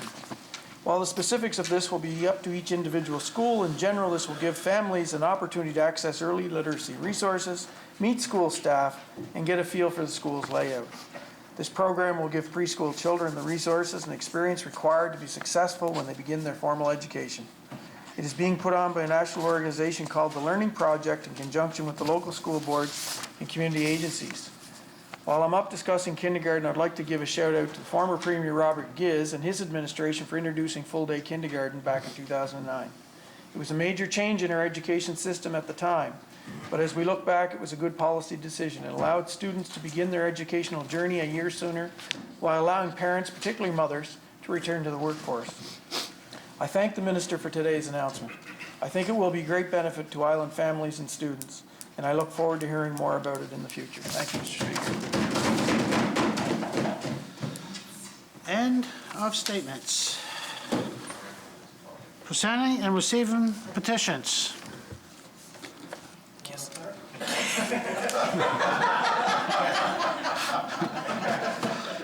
Tabling of documents. The honourable member for Mermaid Stratford. The honourable member from Tyne Valley Sherbrooke. Mr. Speaker, by leave of the House, I beg leave to table a Nova Scotia Board of Inquiry decision which supported a finding of discrimination in a human rights proceeding, but noted that the complainant was unable to file a police complaint due to a 6-month time limitation. And I move, seconded by Summerside South Drive, that the said document be now received and do lie on the table. Shall it carry? The honourable member from Tyne Valley Sherbrooke. Thank you, Mr. Speaker. Mr. Speaker, by leave of the House, I beg leave to table a Nova Scotian News release entitled Nova Scotians Will Have More Time to File Police Complaints. And I move, seconded by Summerside South Drive, that the said document be now received and do lie on the table. Shall it carry? The honourable member from Tyne Valley Sherbrooke. Mr. Speaker, by leave of the House, I beg leave to table a global news story entitled Nova Scotia Will Soon Have a Year to File a Complaint Against Police. And I move, seconded by Summerside South Drive, that the said document be now received and do lie on the table. Shall it carry? The honourable member from O'Leary, Inverness. Mr. Speaker, by leave of this House, I beg leave to table a memorandum by Health PEI to the Prince County Hospital. Due to a shortage of general surgeons, there will be no on-call general surgery coverage from May 7th till May 11th. And I move, seconded by the member from Cornwall Meadowbank, that the said document be received and do lie on the table. Shall carry. Tough one, right? Did it? The Honourable Minister of Education and Lifelong Learning, the Minister responsible for the status of women.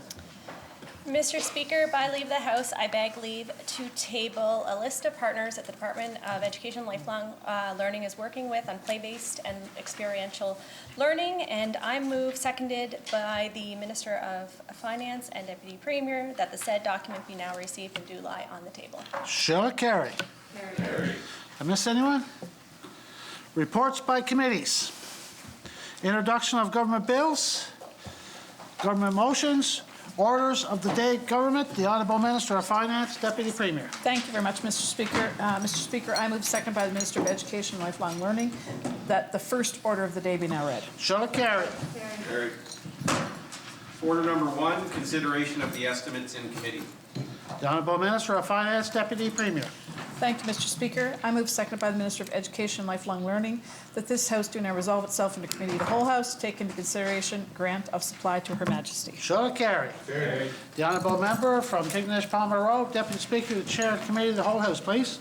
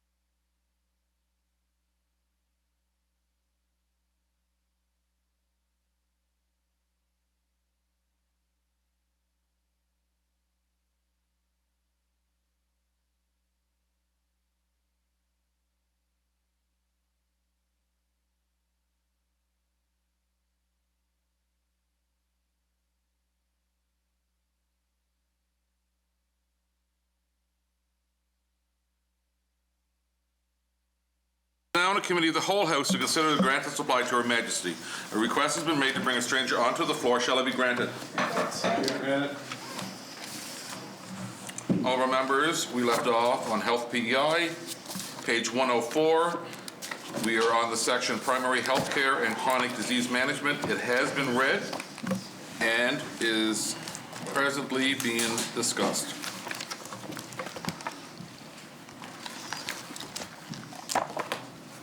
Please state your name and position for Hansard. Kelly Hawes, Chief Financial Officer, Health PEI. Thank you very much, Kelly, and good morning. Tyne Valley Sherbrooke. Here, how many physicians do we have who specialize in services for Islanders who are HIV positive?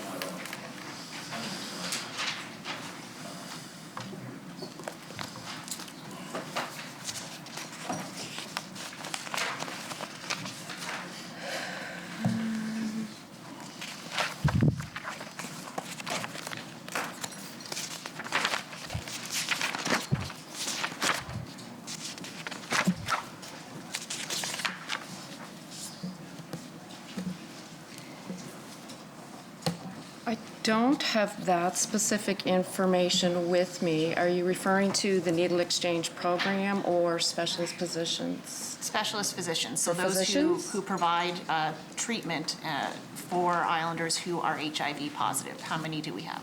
Okay, we'll have to bring that information back. Tyne Valley Sherbrooke. Okay.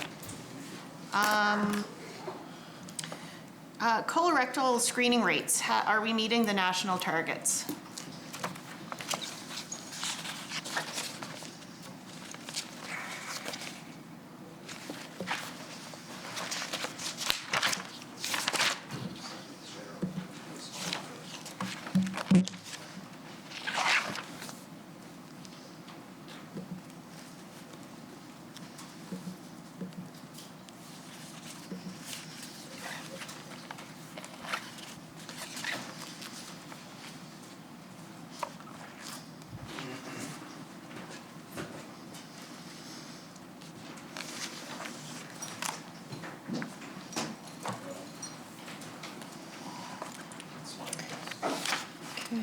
I may not have that statistic with me. The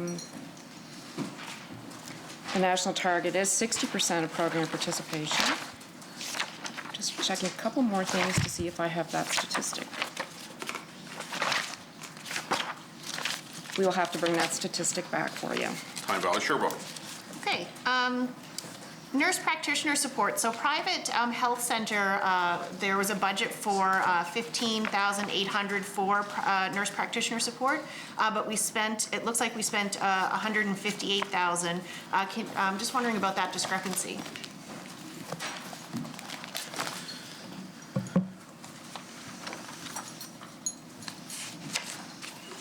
So when we look at that nurse practitioner support, the offset for that, or rather I should say the budget, is within the salary component of that budget. And you can see that there is, if you look at the forecast, a bit of a surplus, so it's offset there.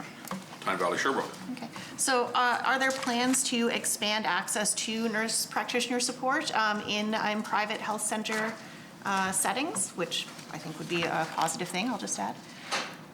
In private health centers or health centers in general? Well, I am, I guess, asking about private health centers with this budget line, so perhaps we'll start there.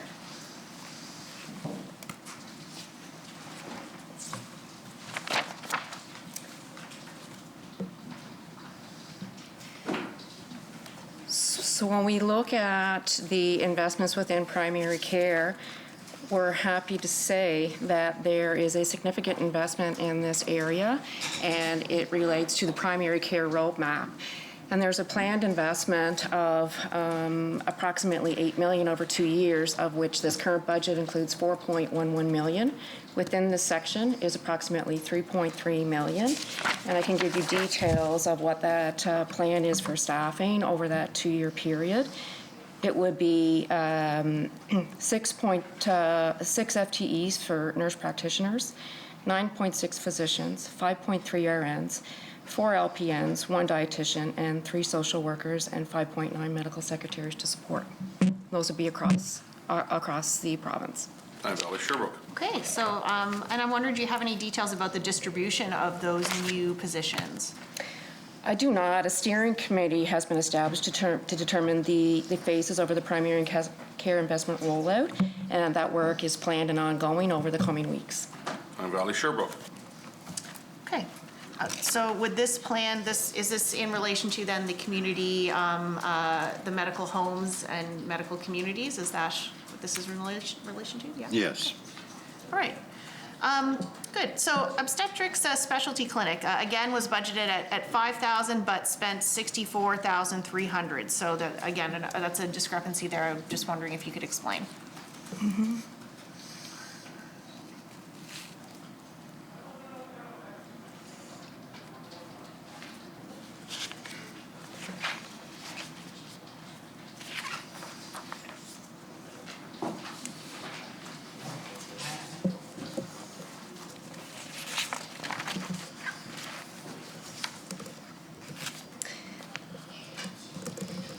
That relates to sterilization services.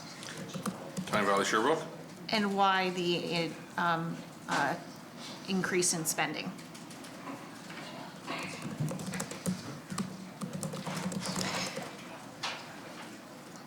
In many cases, that work is performed by salary positions, and we had an increase of the sterilization needs.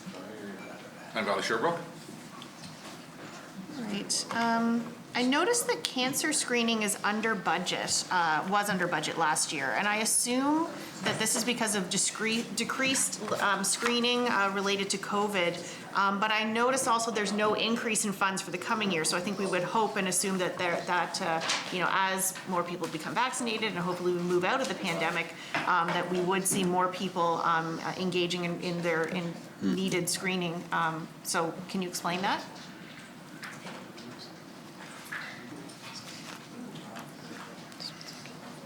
We're in the primary health care. Chronic.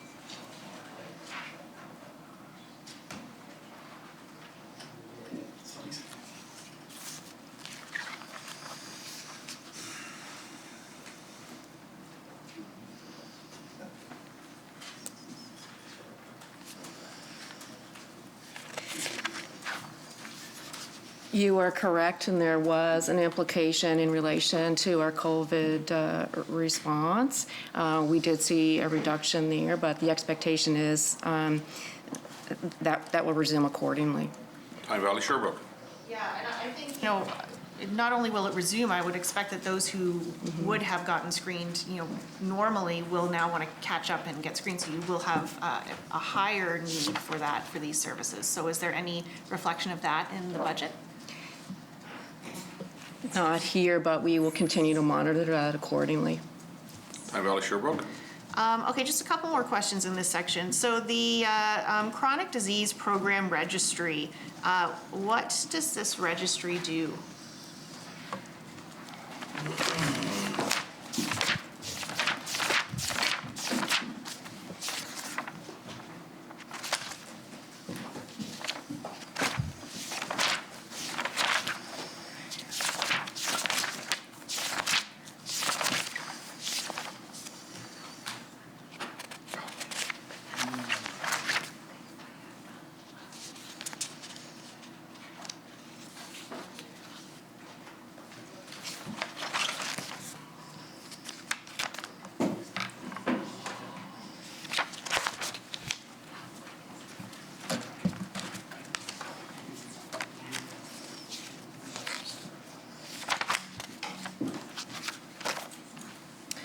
I don't have a description of that registry with me, but what I can tell you is that it is revenue offset by Canada Health InfoWay funding.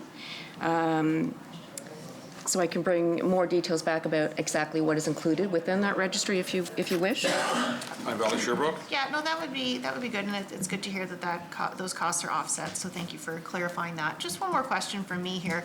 ICI Learn program that was underspent by more than $15,000 last year, and again, I'm guessing that was also COVID related. But is there a strategy to get kids who missed this program, seen and to access it?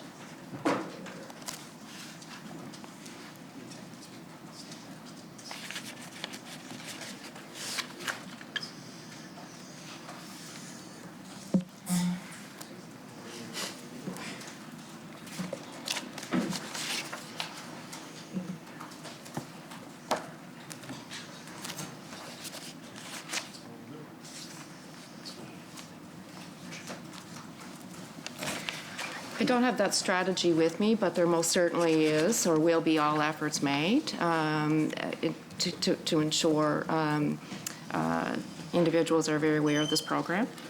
And Valley Sherbrooke? Okay. Actually, do you know what I'm just realizing? Sorry, I do have just a couple more questions that I think actually also fall in this section. Mobile integrated health, would that be under this section as well? No. No. Okay, never mind. That's it then. Charlottetown Brighton? Thank you, Jim. My question is more general question. Last year, the legislator was presenting with statistics, I think, from the Community Foundation. I think, if I recall it correctly, the island was a leader in obesity and diabetes cases, which I'm sure you're both concerned with. I was wondering, do you have anywhere in your program where there are people that are strategically looking at the whole picture and trying to become the healthiest community in Canada instead of the sickest one?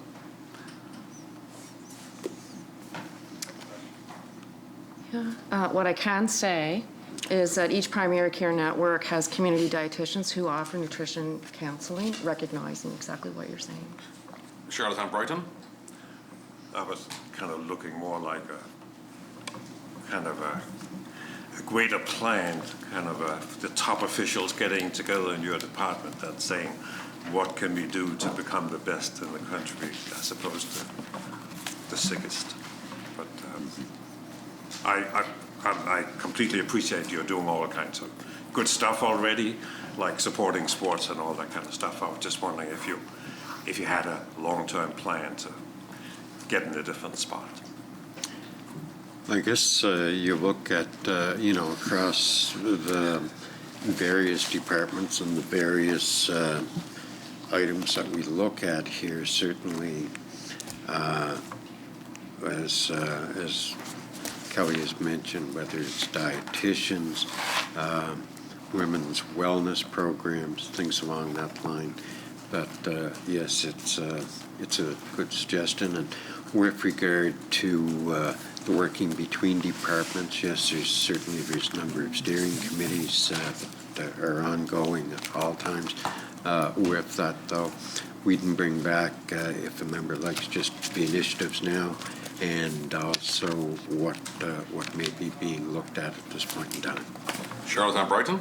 Yeah, I would be curious to look at what new things you're looking at. For instance, also last year, the legislative committee, one of them that included health, was watching a presentation from kinesiology expert from UPI, and he basically stated that just about any ailment that people suffered from was significantly reduced by them taking the patients, taking care in one of their exercise programs. So that seems like that kind of thing should be something that should be considered along with anything else, like even waiting for surgery. If you exercise before, sometimes not only was the outcome of the surgery better, but some even could avoid surgery altogether. Thank you. Thank you. Okay. Leader of the Opposition. Thank you, Chair. Thanks, Minister. And you would have sensed my disappointment the other day with the announcement regarding midwifery, and I should probably just check this is the section for questions on that program.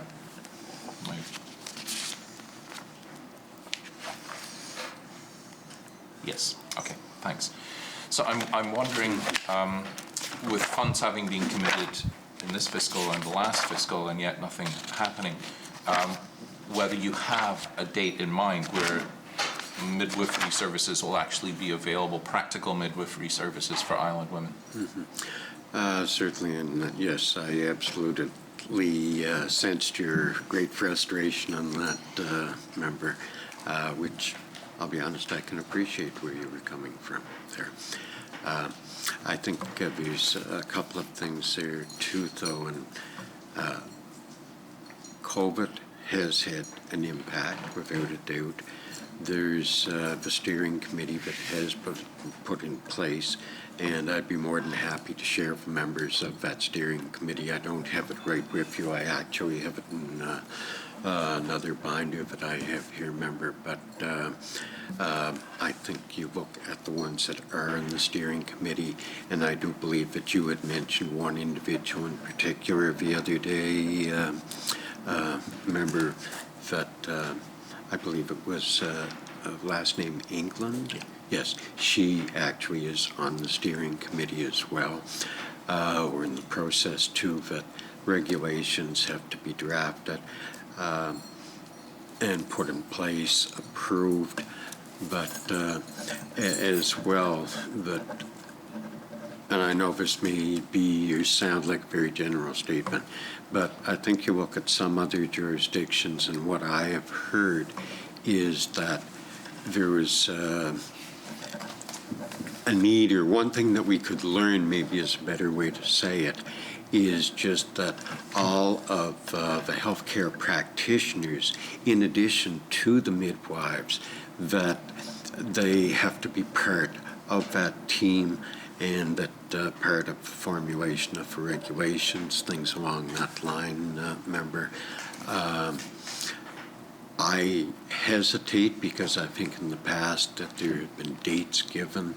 Those dates weren't achieved. It left a disappointment, maybe is one of the weaker words that could be used, but it did. It left a disappointment when those dates came and went. I think one of the most important things, and like I say, I'll certainly share the members on that steering committee with you, all very credible, very dedicated, and moving forward, obviously not as fast as the member would like, and I'll be honest, not as fast as I would like, but there were factors, as I'd mentioned, such as COVID, that did impact it, and I'm not going to give a date right at this point in time. Leader of the Opposition. Thank you, Chair, and I appreciate your candor, Minister, and I do understand that this is a complex file, COVID or no COVID. Yeah. This is not an easy service to integrate into an existing healthcare system, and you sort of alluded to it a little bit in the middle of your answer there, that other jurisdictions have had challenges doing exactly that. So I do appreciate that this is not a simple thing. The plan that you mentioned Joyce England in your response there as well, and Joyce is somebody who's been a real pioneer in trying to establish midwifery services here for decades. Mm-hmm. And I know that she presented a very comprehensive costed plan to both the previous administration and current government on how midwifery could be established here in sort of in sympathy with the unique circumstances that we have. The geography of our province and the smallness of it is actually a big advantage here, particularly because we have several rural hospitals. Mm-hmm.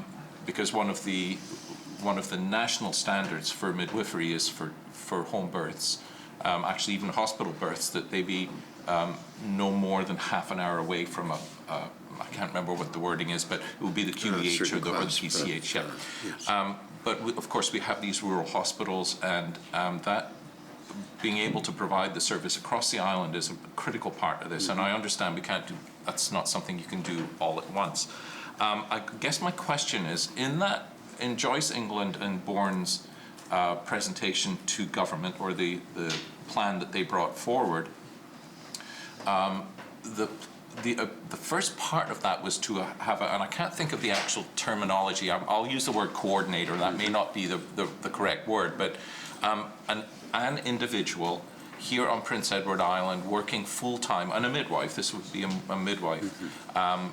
To establish, I guess to operationalize the rest of the plan. Is that coordinator currently physically here on Prince Edward Island, and is that still the plan going forward? Yes. As I understand, yes, and it was one of the names that I had mentioned in my ministerial statement the other day. I had mentioned 2 individuals that have been hired, and both of those individuals are part of the steering committee, as well as physicians, and as well as Joyce England. Leader of the Opposition. And those 2 people, they sit on the committee, and are they also staff of Health PEI currently? Are they paid positions, I guess is what I'm asking? Can we bring that information back, member? That's sure. I want to make sure on that. Because there was, and I've met with the national chair of the Midwifery Association here, and there was a midwife who was previously in Newfoundland, where she was establishing exactly what we're trying to do here. Which is, yes. And I can't think of her name now. I'm annoyed that I can't think what her name is. Anyway, the plan was for her specifically to come here and to be established in a full-time paid position within Health PEI at not inconsiderable expense. I can't remember the dollar figure, but that was the biggest expense of that $250,000 in the first year to get going. So if we don't have somebody in a paid position, it seems to me that we're still a long way away. Is there somebody being paid to be that coordinator?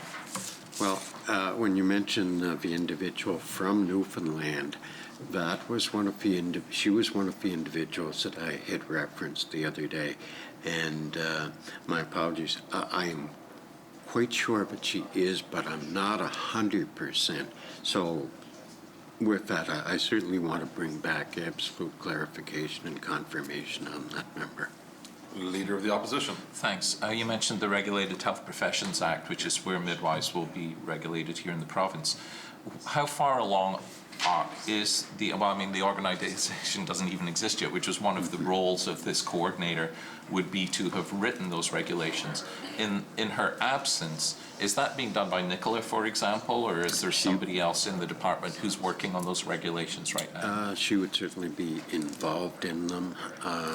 It is one of the things that will be going forward under the department's legislative work plan is with regard to those regulations. And I think, again, it's so important you look at the steering committee, the background of the individuals, the experience of the individuals that are on that steering committee.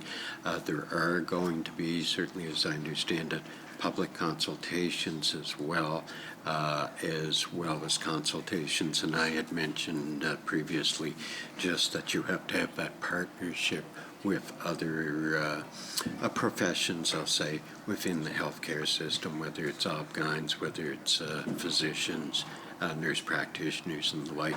So there will also be that internal consultation, and then that all coming together, that the points that are brought forward to where appropriate to have those incorporated into the regulations. Leader of the Opposition. Thank you, Chair. Does one or more of the obstetricians or gynecologists here on Prince Edward Island sit on the steering committee? If you would indulge me, Chair, I'm pretty sure that I have a complete list here, and I can get it. Oh, you could just send that to me, Minister. Okay, that will be fine. I appreciate yeah. the offer. Okay. Yeah. Okay, Leader of the Opposition. Thank you. Perhaps the final question on this. In order to provide comprehensive midwifery services for all island mothers across the province, we're going to need several midwives to be working here full-time, and part of the problem in New Brunswick was there were too few midwives, and they found themselves essentially, and this is a common problem, of course, not just in midwifery, but in many aspects of healthcare, where a single individual or too few individuals are having to cover 24/7, and of course, when you're a midwife, things happen around the clock. And so in order for midwives to be able to come here and be established in a sustainable way, we have to have a certain number. And I know that the plan from Bourne and from Joyce England was for a specific number, and the cost of that was going to be around $1 million a year, I think. And these are figures from 2 or 3 years back, so the inflation may have changed that. Do you have any sense, or is the steering committee the body that will bring this information and this recommendation forward to you, whether the number that Joyce England would have provided in that plan is still what you're looking at? I believe it was 5 or 6. I could be off on that, and my apologies if I am, but is that still the plan, to have enough midwives to make sure that they don't burn out? Well, I think back to the point that the member raises, it is so important to have somebody such as Joyce on that steering committee, and to have that input, certainly experience as to a number of midwives. I would anticipate, and I don't want to jump to conclusions on what the report and the recommendations and the like of the steering committee may be, but you're absolutely right, member, but in some other jurisdictions, there wasn't just the fact that some other professions within the healthcare system may not have been appropriately consulted with, but that it was probably tried initially to be rolled out too broadly, as I understand it, and to your point, burnout. So what I would anticipate is that it would probably be a gradual rollout.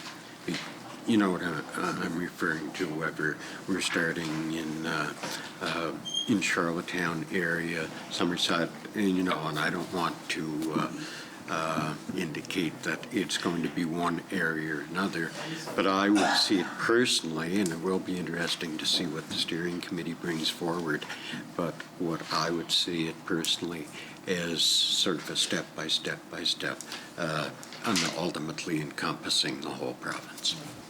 Leader of the Opposition. I will have one further question, Chair. Thank you. And if I remember right, and I stand to be corrected, Minister, but I think that's exactly the way you've described it is exactly the plan that Bourne brought forward to the previous administration and this one. So I look forward to seeing that. And my final question is regarding the steering committee and the report that you will receive from them. Is there a finite timeline for that? So I don't have to keep asking you, and both of us getting frustrated about when the implementation will start. Again, if I recall correctly, it is fall of this year. But I guess with that, Kelly, if we can get that information, I'll provide it as well as the names of all of the individuals that are on the steering committee member. Sorry, Chair. And will that be a public report, or is that specifically to you, Minister? My feeling is that any report, as much as possible, should be public, and I would certainly hope so, yes. Leader of the Opposition. And if that is the case, can I ask you to copy me on that as soon as you receive it, providing that that is appropriate? Yeah, certainly. I think once it is made public, and of course, if that should be at such time that the legislature is sitting, it would be tabled. I would be tabling it in here.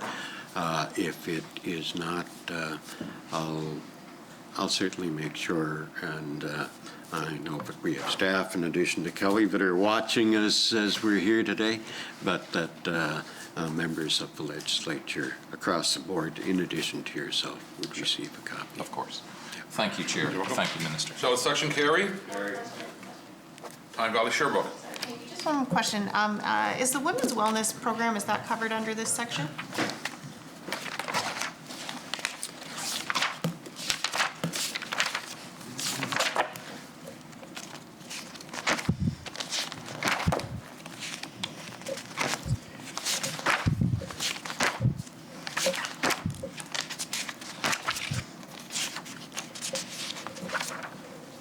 The Women's Wellness Program has two components. So under this section would be the community-based, whereby the programs are delivered at the location known as the Mount.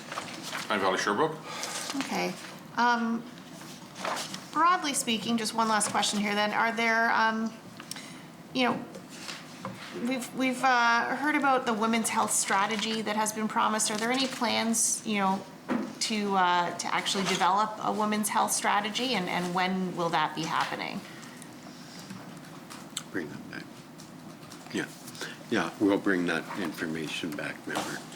Okay, Tyne Valley Sherbrooke. that's it. Thank you. Okay. This section is already carried, so we're moving on to Public Health and Children's Developmental Services.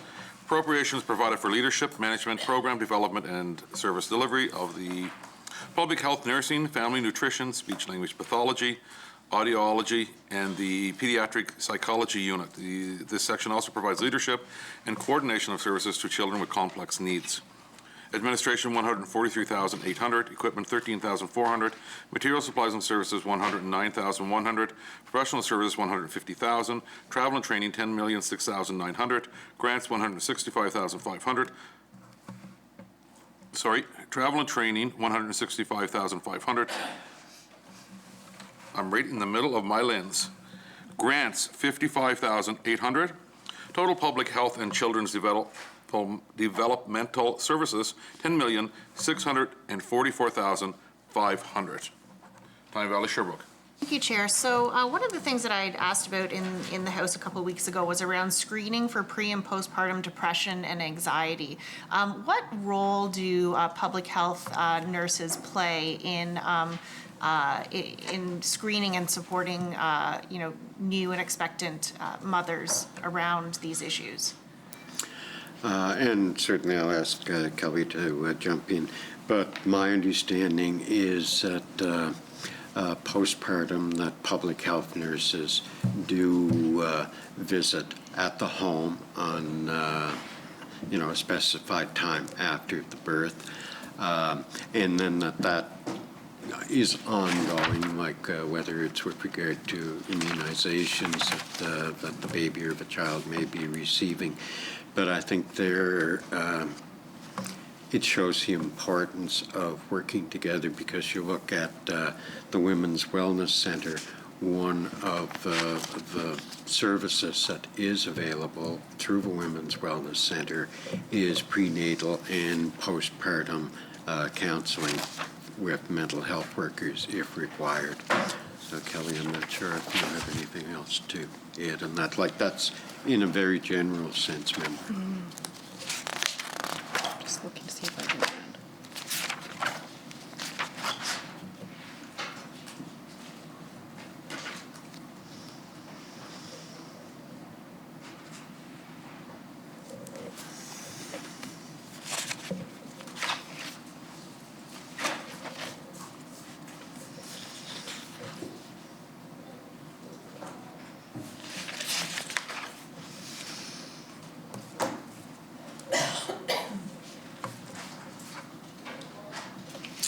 So just to expand a little bit on that, there is prenatal education, and through that, all public health nursing offices across the province do offer prenatal education through individual teaching and group classes.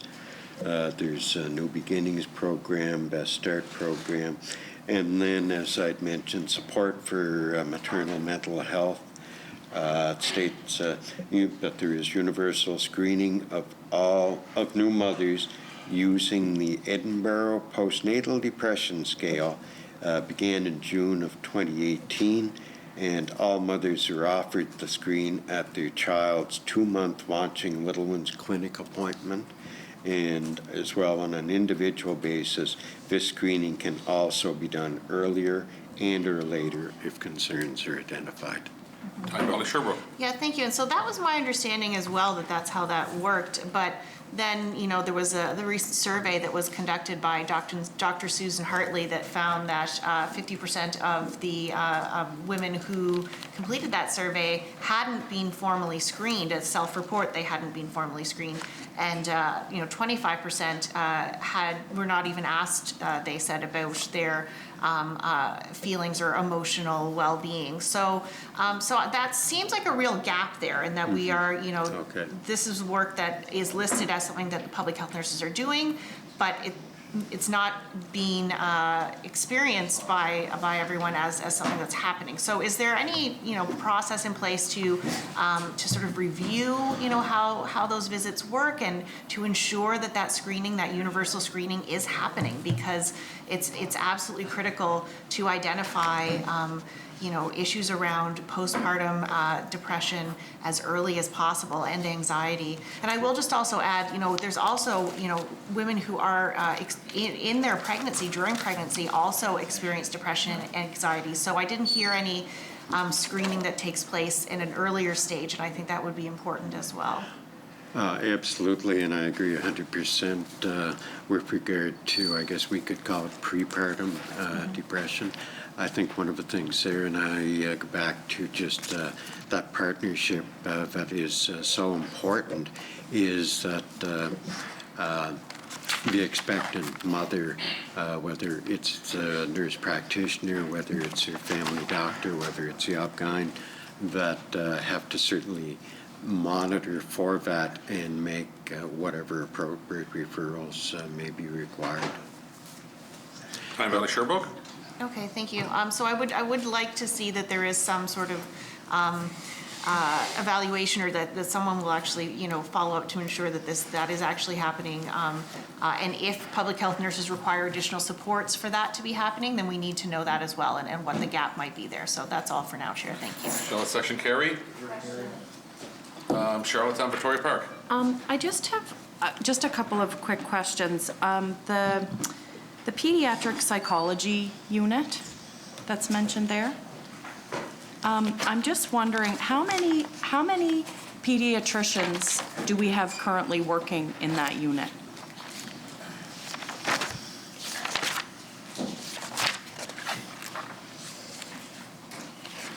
Physicians would not work in this unit. When we look at this, it'd be we have 2 FTE psychologists, a 0.5 psychological assistant, and there was a new investment this year in relation to the social ABCs program, which was 1 pediatric psychologist and 2 early intervention positions. Charlottetown, Victoria Park. Thank you, Chair, and sorry about that. I meant to say psychologists in that section. Sorry about that.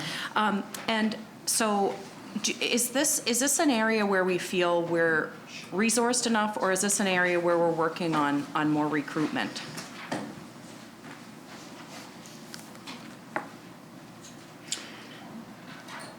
And I may have missed this, Kelly, but to the member's original question, what I see here, pediatric psychology, is that okay?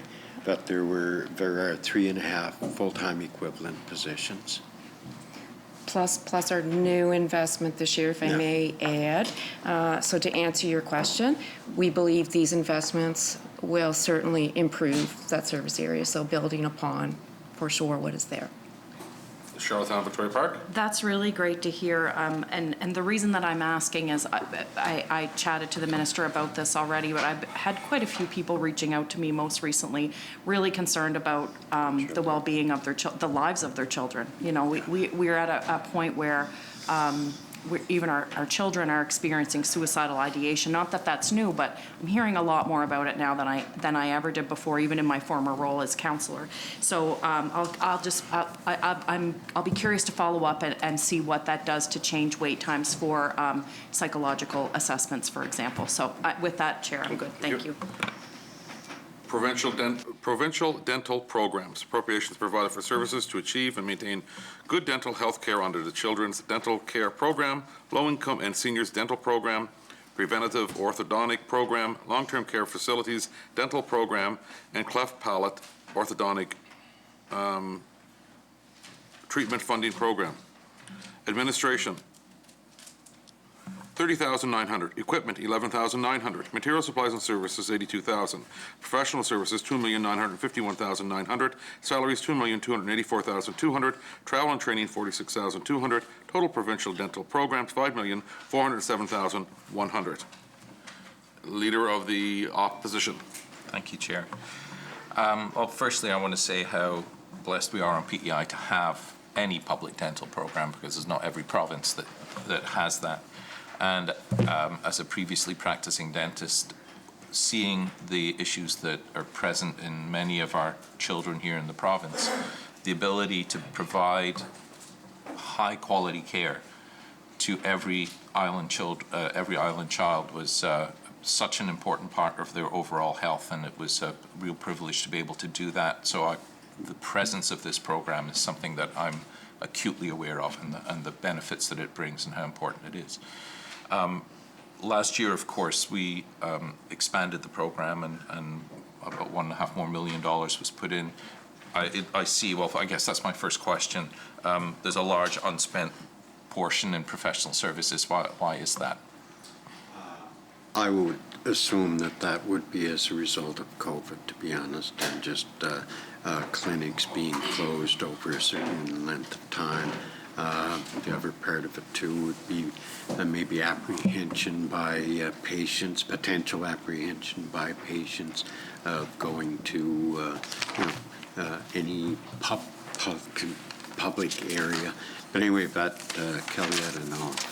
I would think that would be the majority of reason for it being underspent. Leader of the Opposition? I think you can say something, Kelly, or you? If I may? Sure. We did unfortunately experience some delays in standing up new elements of that program, but are working diligently towards that. And I understand that the plan is to have that moving forward as soon as possible, with July as an estimated date, actively moving ahead. Leader of the Opposition? I really appreciate that intervention.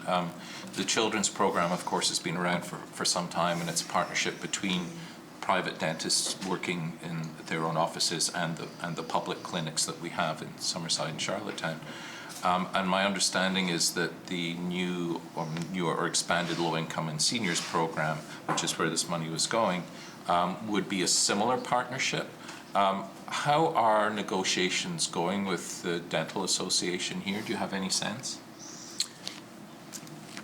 Well, it's anticipated, certainly, but it will roll out July of this year, of 2021. I know that negotiations have been ongoing there, remember.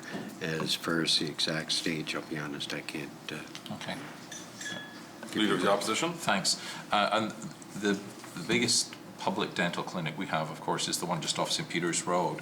And it was closed for a very long time, and I'm not even sure if it's open and functioning now. Can you tell us whether that public dental clinic is actually up and running again?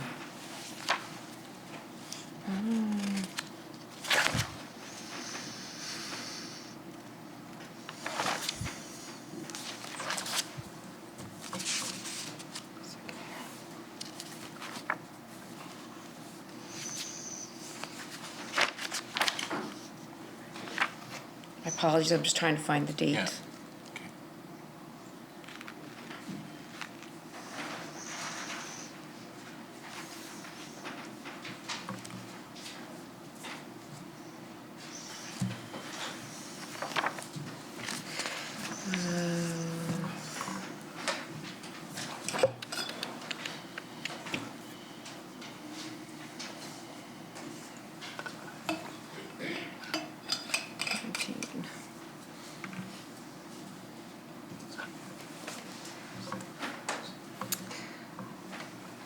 I can certainly bring back that date. I have the date on the school preventative, which was reinstated in December, but I can certainly bring back the date for our regular programs.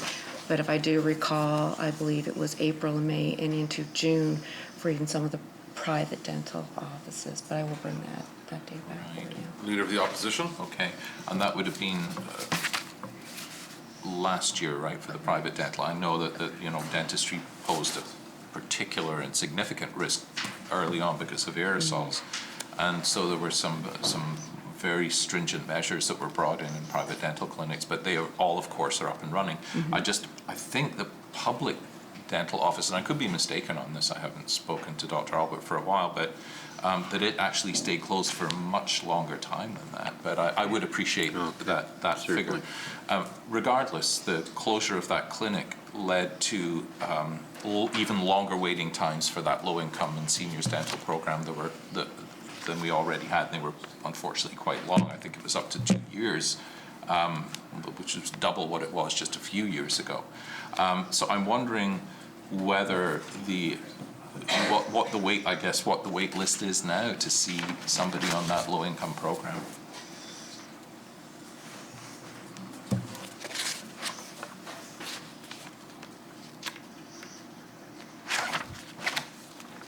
I don't have that statistic with me, but we can certainly bring that back. That would be very helpful. Leader of the Opposition. Thank you, Chair. I mentioned in my greetings this morning about Richard Holden, who's the new president of the Canadian Dental Association, and the focus of his tenure will be to introduce dental services to long-term care facilities. And I know before I became elected, I was active in trying to establish that, both in my own area and across the province. And one of the real barriers to it was physical space within long-term care facilities, so that it was possible for dental professionals, whether they be hygienists or dentists, to come in and offer those services. And can you give us any sense of how many of the long-term care facilities here have suitable space and equipment that would allow dental services to be provided to the people, the residents who are there? Yeah. Well, as the member, I'm sure, is aware, there is the long-term care facilities dental program, which allows dentists and dental hygienists to actually go into the long-term care facility. With regard to exactly what is available at the various manors across the island, I think that we have 9 in total, but public facilities, certainly bring that information back, unless maybe Kelly, yes. If I may add, we are happy that our capital budget provided for a mobile dental clinic to allow us to increase the space and providing of that service accordingly. So that will be very much part of the program. Great. Leader of the third party. Sorry, Leader of the Opposition. Thanks, Chair. And again, just to circle back to something you mentioned earlier about the date of the implementation of this expanded program in the low-income and seniors dental program. You mentioned July a couple of times, and I just want to be clear on that the program, the funding which is dedicated to that program, to expand it to allow people who are not just on social assistance, but those who are low income and do not have a private dental program, so they can access at least basic dental services and ongoing preventive care. That program will be up and running in July with coordinated with the private dental offices across the province. Am I right in saying that? That's the goal. That's the goal. Leader of the Opposition. Okay, I'm going to press a little bit further on that then, because I know it's not a simple thing to coordinate with the private dental offices and with the children's program. Every few years there's a process that is gone through to negotiate fees and things like that. So will the process of negotiation, which will set the fees for dentists to carry out, private dentists to be able to provide these services, be done by July? Those discussions have started but have not concluded. Leader of the Opposition. And if they're not concluded, presumably the private dental offices will not be able to participate in this program. Is that correct? We certainly hope that that is the case. Part of those negotiations includes having our internal approvals to have those negotiations and to have those negotiations approved accordingly, and that's exactly what we're working on right now. Leader of the Opposition. I'm good. I really appreciate your feedback on that. Thank you. Shall a section carry? Carry. Home care, palliative, and geriatric care. Appropriations provided for operation of the home care and support program and standalone palliative care facility and the provincial geriatrician program. Administration, $197,700. Equipment, $35,300. Material supplies and services, $748,500. Professional services, $2,764,000. Salaries, $25,572,000. Travel and training, $840,300. Total home care, palliative, and geriatric care, $30,157,800. O'Leary and Verness. Minister, just on salaries there's a pretty significant increase, 5.5 million. So I'm going with some assumptions that you hired more people for home care and support, or is it maybe in some of the other units, or is that all collective agreements increases? It would be a combination, but a substantial portion of it would be new initiatives. Just for example, so new investments 2021-22 total 1.943 million, so 1,943,000. So can you tell me maybe how many new home care workers you've hired? Well, what I have here in front of me, member, is that in year one, 18 full-time equivalents, which include 2 FTE RNs, 12 FTE RCWs, and 4 FTE LPNs, occupational therapists, physical therapist, social worker. O'Leary Inverness? I know just from my time as minister, we were always talking needing more resources into home care, so I understand that. Do you sense we're getting close to the amount of needed resources, or what's your feelings?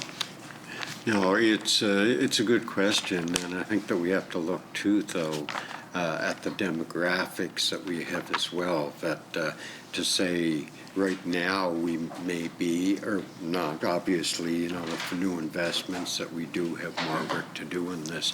But even to say at 3 years after year 3 of the plan or the investments here, to say that that's going to be adequate in 5 or 6 years down the road, I think would be a bit premature. Just, you know, we're living longer, but demographics or the total percentage of the population that are in that senior age group that can benefit from home care, it's changing, it's increasing. O'Leary Inverness? So just to get maybe the member for Evangeline Muscush might add to this too, but so we had an announcement that we're going to add 12 new beds to Les Chenaux, and obviously with the fires and staffing issues that never happened. Is that having an impact on home care and its ability to keep up or maintain? Because, you know, once again, you would have had 12 people in those particular beds. That would have given you some more options as well. So I'm asking that question as far as what impacts is home care having in that area or that region with the fact that those beds have never got opened up yet? No, it's you know, it's a good question, and just so I'm clear, you're talking about the displacement of the residents from Chenaux, or are you talking about the additional? There had been what the former administration had. Was 100. It would be the latter. It would be a case that there were 12 long-term care beds. I mean, the Les Chenaux mostly is community care, so wouldn't necessarily directly impact. So I'm just wondering, with the fact that those beds never got opened and never got operational, is that putting more strain on your home care work that there's a backlog there? I would say to be a combination member of it, it would be putting more strain demands on the home care. And let's face it, it would be putting more on our acute care facilities as well. You know, the challenges that we have there with the numbers that actually are in acute care facilities awaiting placement in long-term care. Okay, thanks. Okay, and Minister, just to run on that, on the home care part of it, and you were talking about employees and potential new employees coming on. What about the home support workers? Is there a plan to bring more home support workers on?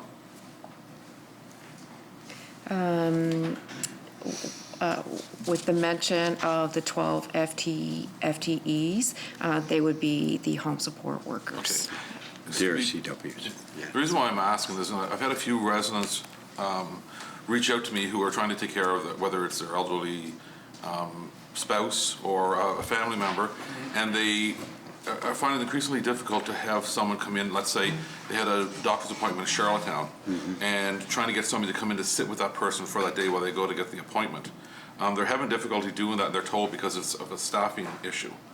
So I was just, what is the staffing issue in the western part of the island for the home support part of it? Okay. You mean the staffing complement? Yes, just for the home support part. Okay. Okay. I don't have those that exact information here today on the numbers. But part of that investment included urgent respite at home to provide for some of those cares. So the hope would be that it certainly will be across the province, so it would lend. And alleviate some of the pressures, because obviously, I mean, the cost of a hospital bed or a long-term care bed would be considerably more than having someone to go sit in with somebody for the hours a week. So if a person had 2 3/4 hours per week of home care support, would that number increase with the increase of home support workers? I guess this would be a general statement on the chair, but it certainly should increase. But I guess going back to the member from O'Leary Inverness question is just as our staffing complement increases, our demand's also going to increase as we age, as the demographics change. But certainly it should. Yeah, would have a positive impact. Okay, well, we'll wait and see. Yeah. Okay. Yeah. Thank you. Tyne Valley Sherbrooke? Thank you, Chair. So yes, so I do think, I agree with the Minister that of course demand will continue to increase for home care services as we continue to age demographically as a population, certainly. I think and I hope that another, increase need for home care will come from further realization that investment in home care is very positive for many reasons. So, because Islanders, seniors want to be able to age in place in their homes as long as possible. I hear about this all the time. I'm sure other members do as well. That's number one. And the health outcomes for seniors who are able to stay in their homes, with their support systems as well, and families and communities are very positive also. And in addition, it's also more cost effective. So with all of that in mind, it is good to see that there is some investment here, but do you, plan to have continued growth and investment in home care services here in Prince Edward Island in years to come? Yeah. And I agree with the member 100%. Like, personally, my father, who is 102 years old, is still at home by himself. And you just see how, for somebody his age, how vibrant he is. I would not want to be the person that went in there today to try to move him out of his home, I'll be honest with you. Might not be, and the chair, we've had this little chat before as well. But, the programs that are in place now, too, that enable individuals, I shouldn't say allow individuals, seniors, to stay in their homes longer. I think it's across departments. You look at the Seniors Independence program through social development and housing, that there have been improvements to that program that I advocated for and which the present minister has continued on with. As I understand it, one of the things I think that, especially for seniors who are living alone, that's so important, is access to a lifeline, not only for their own personal comfort and peace of mind, but also for family members.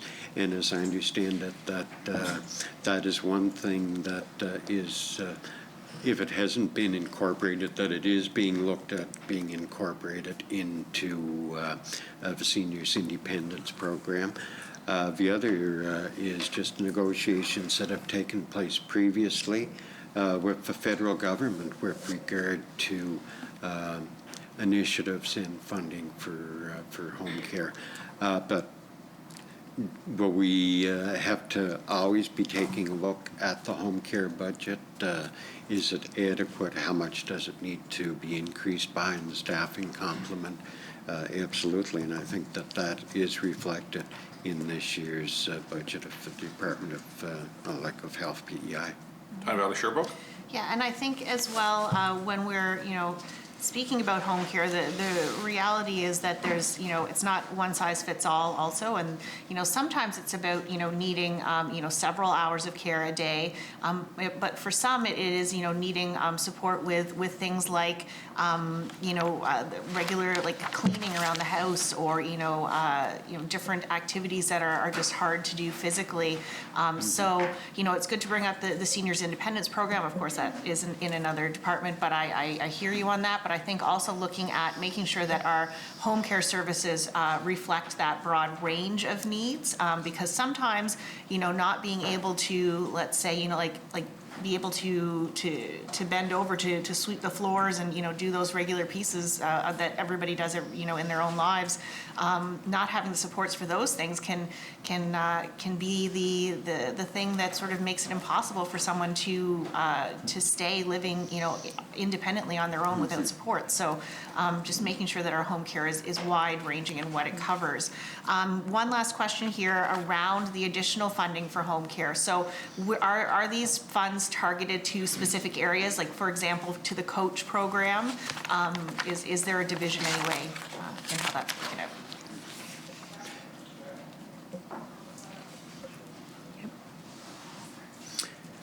Yes, part of that would be in, with regard to the coach program, care at home, home-based restorative care, urgent home-based respite. That is all incorporated or included in that figure of $1.943 million that I had indicated earlier, member.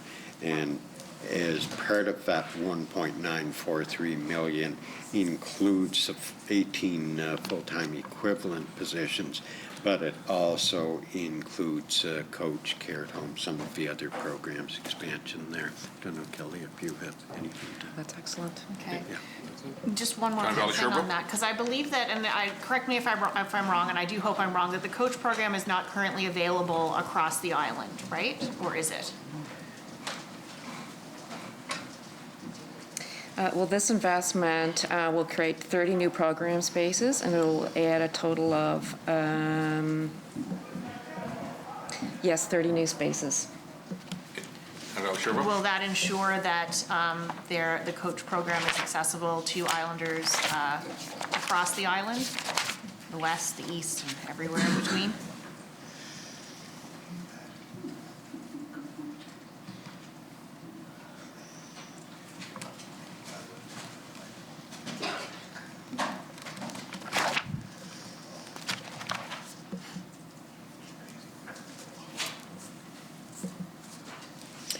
Don't see here where it states the actual.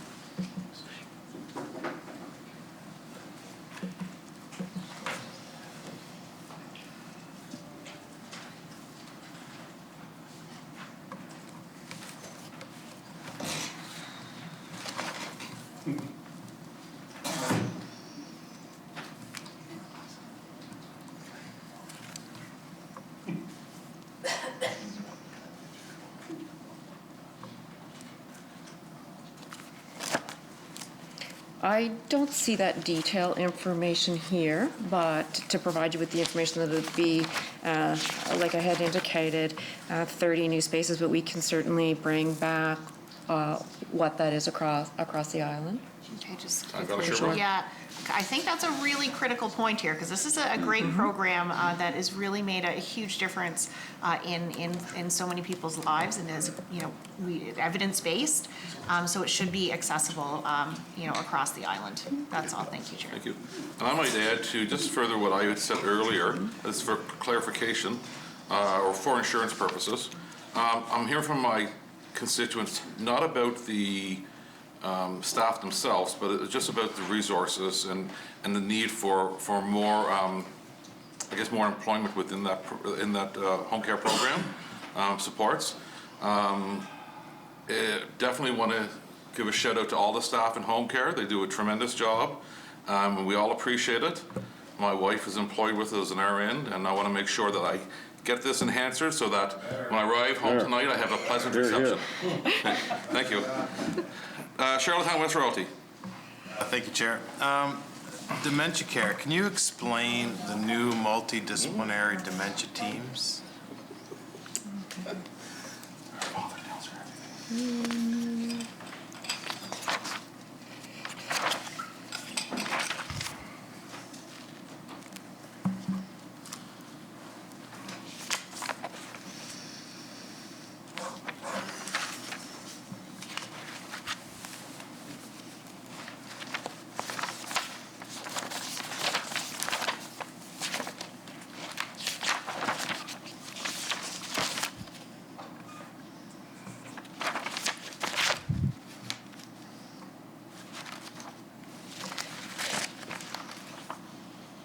It's in the next section, but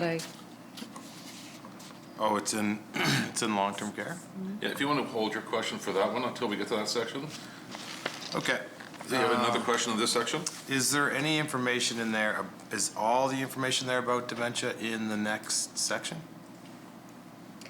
specific to that program. Okay. Charlottetown West Royalty? Is there any concern that people living with dementia, we're looking at some much-needed advancements in home care. I mean, I don't know if the budget's quite what we need it to be, because this is coming up very quickly. But there's gaps around dementia when people live at home, that we're trying to promote home care, but people with dementia need to be, they're assessed at different levels, and those can happen quickly or those can happen in various different stages. Is there concerns that people with dementia might get left at home for too long? We're happy to say that the home care investments also include funding for a new assessment tool, the Interride tool, which hopefully that tool would alleviate any of those concerns as far as the assessments. Charlottetown West Royalty. Help to alleviate. That's good news. So is that tool in place now? It is in phases and stages. It's a significant investment, yes. Charlottetown West Royalty? And I think I remember hearing about that in the standing committee as being pretty important in getting us up to standard across the country. Could you bring back some information on that about when we can see it coming in? Just because home care is going to be important, but I'm just worried about that gap in there for persons living with dementia. Is there any caregiver burnout is becoming a real issue that I'm running into? People are, they're working hard across the province to keep their loved ones going. Is there any further investment in that, looking at that specifically, about how we take care of the people who are taking care of most vulnerable? So for clarification on that, member, are you possibly referring to both home care staff burnout, but also family burnout? Yeah. Well, there's definitely both. I was referring to just family burnout, and supports for the families, and respite care for the families. That becomes an increasing concern, I think. So if there's any information that you have there. May I? So this budget includes urgent respite at home by providing short-term 3 to 5 days, 24-hour home-based care as a strategy to avoid what you're speaking of. And the resources will be dependent upon the client need. Charlottetown West Royalty? I didn't hear the last part. The resources would be dependent upon the client needs, so whether they needed RN services or a home support worker or what have you. Charlottetown West Royalty? And I appreciate that. Minister, you had mentioned restorative care in a list of different things. Is there any information there on restorative care in this section? Or this section? Okay. May I? So restorative care at home is also included in the investment noted at $1.9 million. So again, it will provide an intensive home-based intervention for older adults experiencing recent physical decline. So some of those resources will be in relation to physiotherapy, occupational therapy, and equipment. Charlottetown West Royalty. So that's included in the 1.9. There is a lot of stuff included in that 1.9.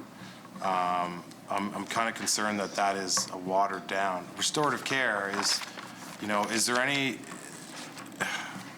PE Home lost its restorative care wing. I think it was recently with COVID. Is there any notion of that coming back into PE Home, or did you put those beds somewhere else?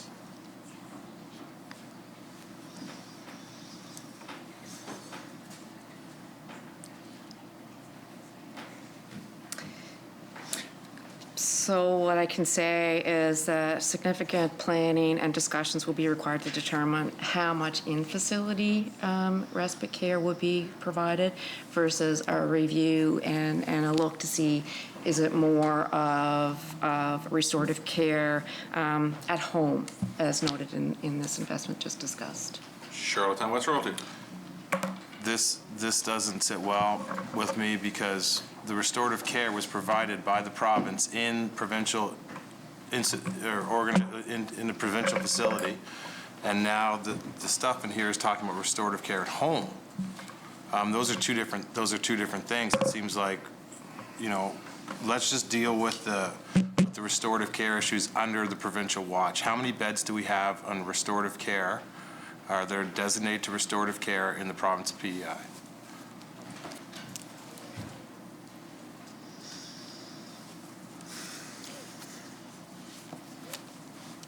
There are 10 restorative care beds at Prince County Hospital, and it is certainly recognized that it is an extremely important service. And again, it's discussions about when those beds that you referred to could be reinstated and what those options are to give the best and most resources for those individuals. Charlottetown West Royalty. How many beds did we lose at PE Home within the last year in restorative care? Previous section.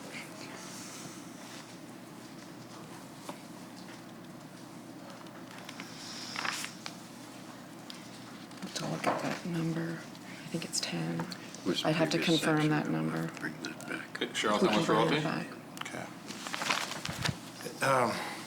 Yeah, it's just, I believe in restorative care in people's houses, there's no doubt about it, but we have our backs up against the wall with people with surgeries, people needing a little bit more assistance to get better. I've seen that wing work. I've seen what it does when people need that. This is the last thing I'm saying, I just implore you to go back to the Department of Health and just outline how important those beds are and how important that service is to Islanders, because I've seen it firsthand. Thank you, Chair. Welcome. Shall the section carry? Long-term care appropriations provided for the operation of 9 provincially owned manors and Sherwood Home. Administration, $1,379,600. Equipment, $271,900. Material supplies and services, $6,789,400. Professional services, $428,400. Salary, $67,283,500.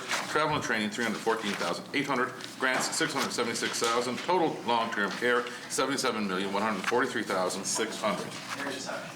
Yeah. I have a couple of questions, just right off. So, long-term care employees, during the pandemic at first, some of them used to work in multiple facilities. And then there was a stop to that when the pandemic came. But in February, it was changed again. So if they have their full vaccines, they're allowed to go back to the 2. The issue is that there's such a long wait between the first and the second vaccine. Is there any way to speed up the vaccine for those essential workers who can help alleviate some of the pressures of employment at those long-term cares? Excellent question, Chair, and it's something that has been brought forward to CPHO, and they're very much aware of it, and I understand that it is being, because to your point, just it takes pressure off various facilities when you can have staff that can move one to the other. Right. Yeah. And absolutely to your point, that before they can do that, it has to be the 2 complete vaccination process of 2 vaccines. So it's a good point. But do we know where that stands with the Chief Public Health Office? I'm sorry. Okay. I will bring that back. I would appreciate that. Certainly. Okay. Long-term care. Tigner Seniors Home Cooperative had put in an RFP last fall for it. Is there any update on that status? On the additional 12 beds that had been went out, as to your point, RFP for West Winds area.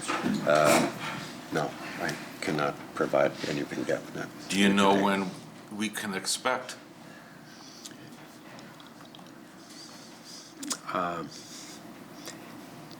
In the very near future. Okay. Okay. I don't know if I should keep probing more or what have you, but have there been other facilities in West Prince that have also applied and have received confirmation? Perfect, okay. So they're all waiting on this one announcement? Yeah. And it will be very soon? Better be. Okay, thank you. Okay.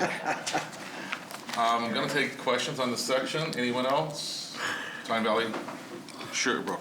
Thank you, Chair. So I'm wondering if you can provide an update on the review of long-term care that the previous minister had announced last year.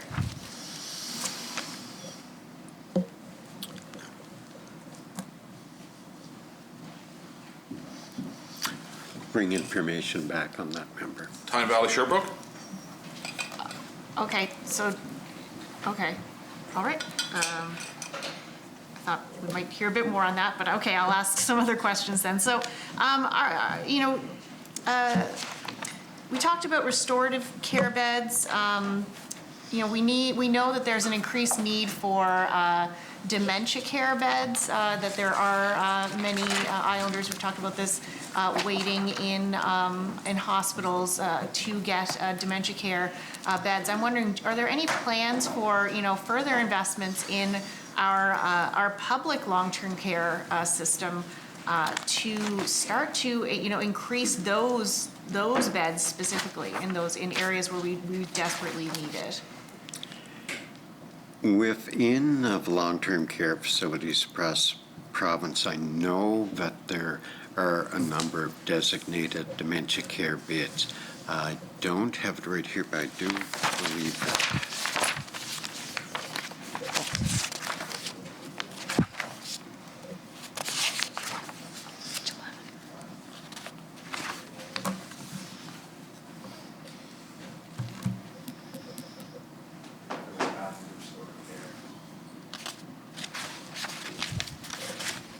148. Okay, yes, 148 designated dementia care beds in our public long-term care facilities.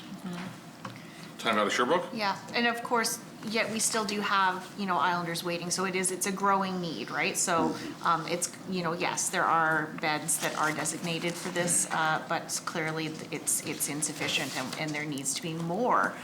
So, while we spoke in the last section about the need to invest in home care, and for some Islanders that will be that will keep them out of long-term care, at least for a period of time. There's also those who are perhaps in advanced stages of dementia that really do need to be in a long-term care facility. So, what are the plans, I guess, to invest further in additional capacity within our public long-term care system? So there is an investment in this budget for dementia care beds at the PE home that have been relocated from the Queen Elizabeth Hospital. Tyne Valley, Sherbrooke? And how many beds is that? That's a great question.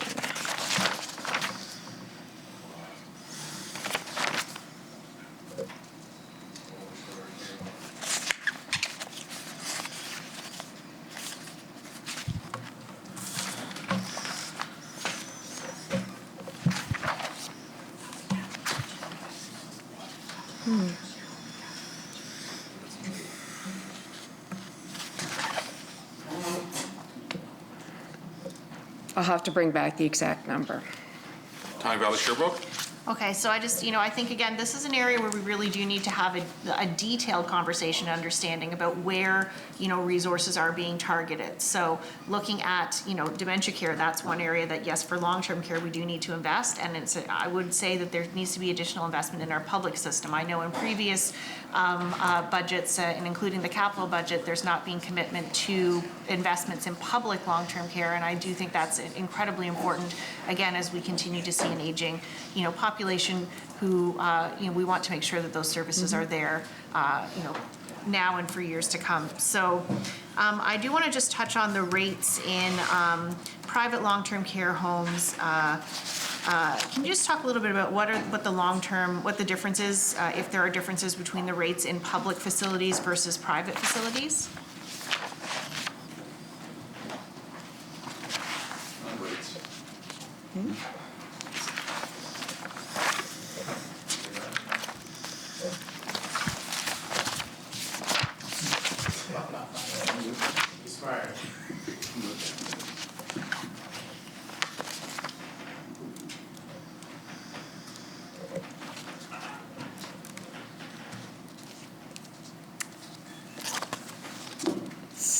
So when we look at the public versus private, you would be referring to the accommodation rate, and there's a set value provided for those that are subsidized.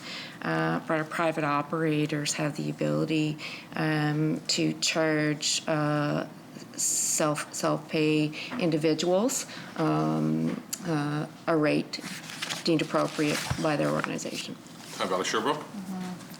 Yeah, that's right. So yeah, so this again would be sort of a highlight for me as to the importance of investing in public long-term care, honestly. We've talked a little bit about the difference between public and private, privatization of different services. So I think as a government, it is disappointing to see that there hasn't been investment yet from this government, significant investment in our public long-term care. Our private long-term care do serve an important role here in Prince Edward Island, but it's not the only important service for seniors and for those who need long-term care. And I wonder just quickly if the minister can comment on, what do you see are the benefits of private facilities over public, because that seems to be where your focus is. I think it has to be a partnership, actually, and going forward, as the member has mentioned, like any additions to public long-term care facilities would be under a capital budget. Is it something that does need to be considered? I'm not saying that it's not, but I think too that we have to look at within the private sector as well. As I've said, a partnership. So I understand that the previous administration, like the 100 additional beds that they had put into the system, I do believe we're all in the private sector. And at the end of the day, to me anyway, the most important thing is that our loved ones, our Islanders, are well cared for, which they are, certainly in both public and long-term, or in private sector facilities. You look at the success rate that we've had, especially during the first wave of COVID. It does show the tremendous level of care that is provided here in our public and private facilities. Is you look at what has happened, the heartbreak that has happened in some other areas of the country with long-term care facilities. I think, too, you look at the next section that we're going to be moving into, the grants for private nursing homes. We'll probably be able to expand a little bit anyway on the assistance that is provided to individuals, to our seniors that are in private nursing homes. But I think it's a combination. But I appreciate where the member is coming from, and that in future capital budgets, is it something that should be looked at? Valley Sherbrooke. Just one more question in this section. Has the pandemic led to any changes in the way, the approach to long-term care, or the strategy for long-term care in this province?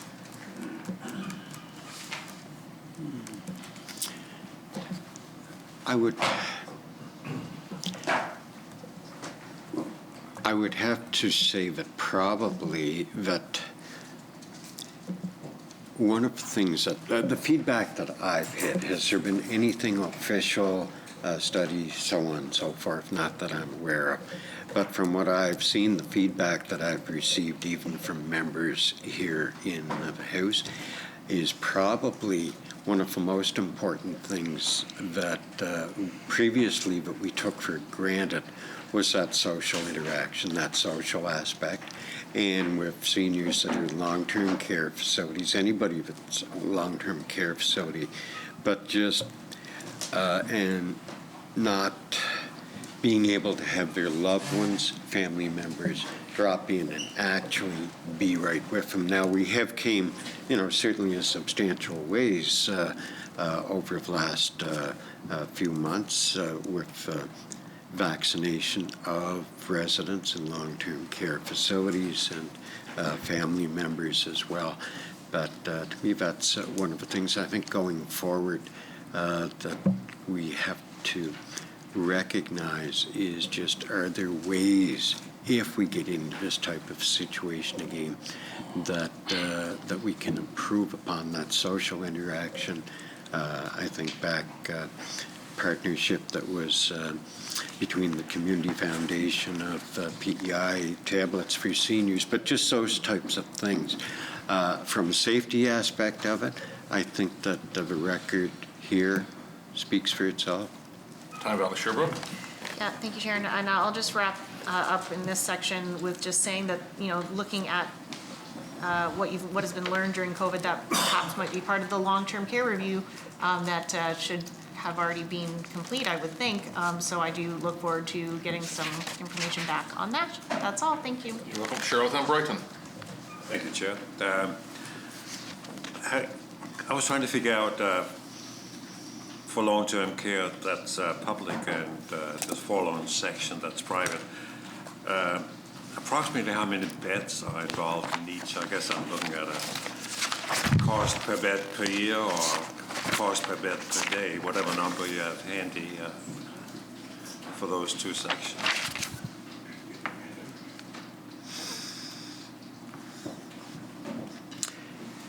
So in total, public facilities, there are a total of 435 long-term care beds, and as Kelly had mentioned, 148 of them are designated dementia care beds. With regard to a comparison on the cost per resident, I don't know. I don't see that written. No, we don't have that information. We here. don't have that information. Charlottetown Brighton. So, anyhow, the public long-term care, the total figure you have here includes just the operating cost. On top of that, that's whatever it costs to build the facility in the first place. The capital cost is That's not right. included. The original capital costs and any additional capital costs as those facilities age, as far as repairs, renovations, improvements, and the like. Charlottetown Brighton. Under capital. Whereas in the private nursing homes, that rate includes presumably the private owner's initial, whatever it takes to pay off the initial investment to build the thing.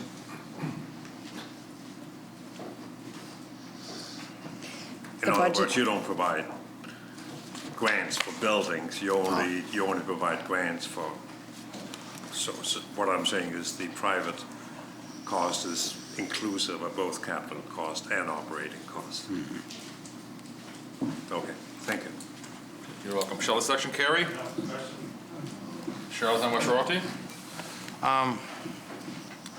The dementia care, can you explain the new multidisciplinary dementia teams announced in the speech from the throne? So the investment increases access to allied health providers to improve community support and services to older adults living with dementia at home and their caregivers. So as the budget was developed, it was placed under long-term care, but that's something we'll have to look at as to where's that best fit here or with home care. So it's about adding allied professionals to support individuals. Yeah. Charlottetown West Royalty? And was it an oversight that it went into long-term care? Yes. So Charlottetown it's West under- Royalty? Sorry, it's under this budget in the 77 million. So how much is being invested in that? That investment is $100,000. Charlottetown West Royalty? What's your expected uptake on that program? I don't have statistics on what the uptake would be. I do believe it's certainly a need, and this initial investment is a pilot so that we could further look at that to identify what that looks like. Charlottetown West Royalty? And the pilot will run from, when does the pilot start and conclude?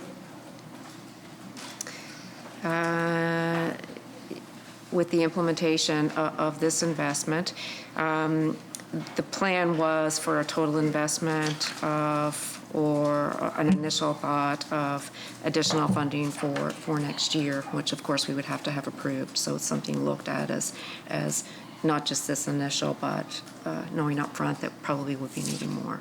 Charlottetown West Royalty? Will that program be evaluated? We can certainly do that, absolutely. Charlottetown West Royalty? No, because I mean, I just want to make sure that it's functioning well, and I mean, it looked good in the speech from the throne, but there was very little details. So, so maybe I'll ask a few questions on long-term care, because that was kind of a back and forth thing. The director of long-term care position is vacant, with an individual acting in that position. Is this, when will that position be filled? Or is it going to competition? Or do you have any information on that? That's my understanding, that it's going to competition. Charlottetown West Royalty? Okay, it's been vacant or acting for a while, and I mean, it seems like an important position to be able to get some continuity within health PEI for sure. Can you describe virtual long-term care?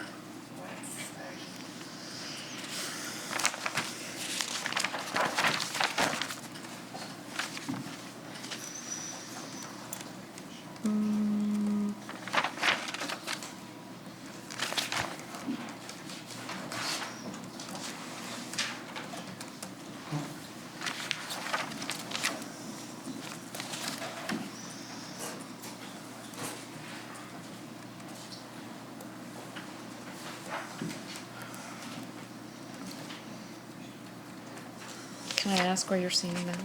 Yeah, in the speech from the throne, it talked about a new virtual long-term care program or initiative, and I had never heard of virtual long-term care before, so I'm just trying to figure out first what it is. You're not referring to virtual home care. There was an announcement with regard to virtual home care, which is remote client monitoring, and there was 110,000 in that. Charlottetown West Royalty? No, it's virtual. I mean, it might have been, I'd ask the minister to go back and check it out, because it's on page 9. Certainly, because, yeah, I was a little with your question when I go through the new investments. The only thing that I can see here, member, that would be similar to that is with regard to virtual home care that would provide for remote client monitoring. Charlottetown West Royalty? But I will go back and Yeah. see if, Yeah, I think it's if on there's page anything 9. that Yeah, I we looked missed here. But a few times. So maybe it was a oversight or something, or maybe I'm making mistakes. No problem. But I just wanted to know, because I'd never heard of virtual. I checked it out with some people, and no. So the comprehensive senior health strategy in the speech from the throne. What are we looking at there? What are we doing in relation to this new strategy? I'm not sure if it's, I think it's in That's not underneath this section. This is for the operation of the 9 provincially owned manors and for the Sherwood Home. So it's not in that section? No? Nope. Okay, the resource, for long-term care facilities, the resource allocation model, it talks about a resource allocation model. How is it being adjusted? What is the resource allocation model and how is it being adjusted? Okay. So this budget, actually, last year we did receive funding, and this budget includes an annualization of that funding for the complete 12 months funding of about 7.4 FTEs. Charlottetown West Royalty? So that would be the adjustment. That would be what we're talking about here. And that was last year, correct? Implemented last year. So when we have investments that are implemented partway through the years, or we receive funding for just a portion of the year, we then receive the remaining funding in the next fiscal year. So that's what I refer to as an annualized investment. So it's the remaining investment value for that. Okay, so you got 7.4. Charlottetown West Royalty? So those how do we know where those positions go, or is it needs-based across the province? Yes. Charlottetown West Royalty? So where did those positions go? Okay, let me take a look at that.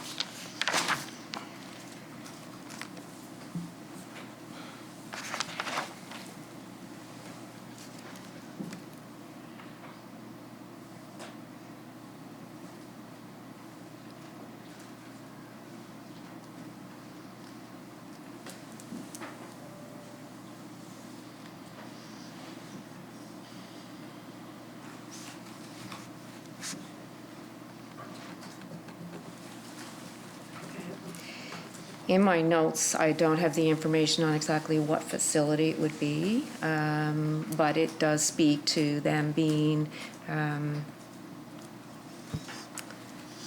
primarily allied care resources of the 7.4 FTEs, but we can provide you with information on where. Yeah, because Charlottetown West Royalty? It would just give me a sense of where the need is growing. But in the speech from the throne, it indicated new. It talked about new, because it was in the speech from the throne just a couple months ago. But then we talked about it being last year, the 7.4. Is there something coming this following year, this next year?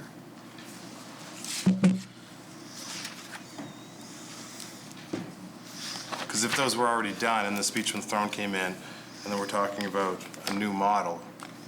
My apologies. We also had an additional investment this year for what we call Model of Care Nursing Supports Phase 2. I missed that. So there is additional for that.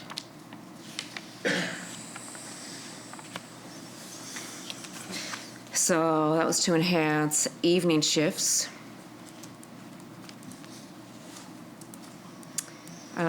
With a start date of December 2021. That investment would be 4 RNs, 2 LPNs. Charlottetown West Royalty?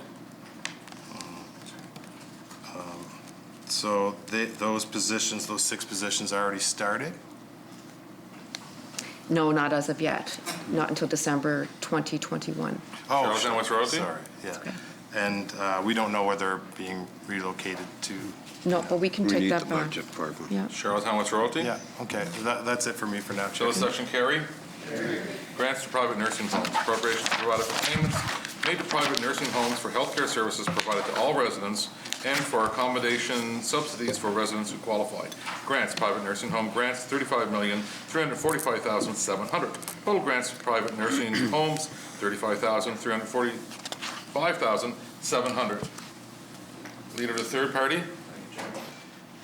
Would this be the section like Le Chenou in my district?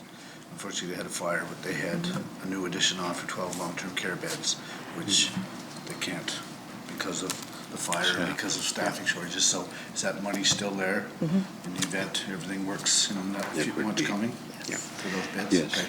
It's in the budget for this coming year. Thank you very much. Leader Secretary, that's everything? You're welcome. Time Valley Sherbrooke. Thank you, Chair. So regarding grants to private nursing homes, so one of the things that we discussed specifically in relation to COVID was the additional funding that was provided. Were there any conditions around that? For example, to ensure that all workers have access to paid sick leave in long-term care homes. Now, some private long-term care homes are unionized, and I know there are homes that have fantastic working relationships with their unions. I think that's a very possible thing, actually, that unions and employers can actually have a positive relationship, and that's great to see when that happens. But we do know that there are long-term care homes, private long-term care homes that aren't unionized, and there are some workers who don't have access to sick days and perhaps are not making a living wage.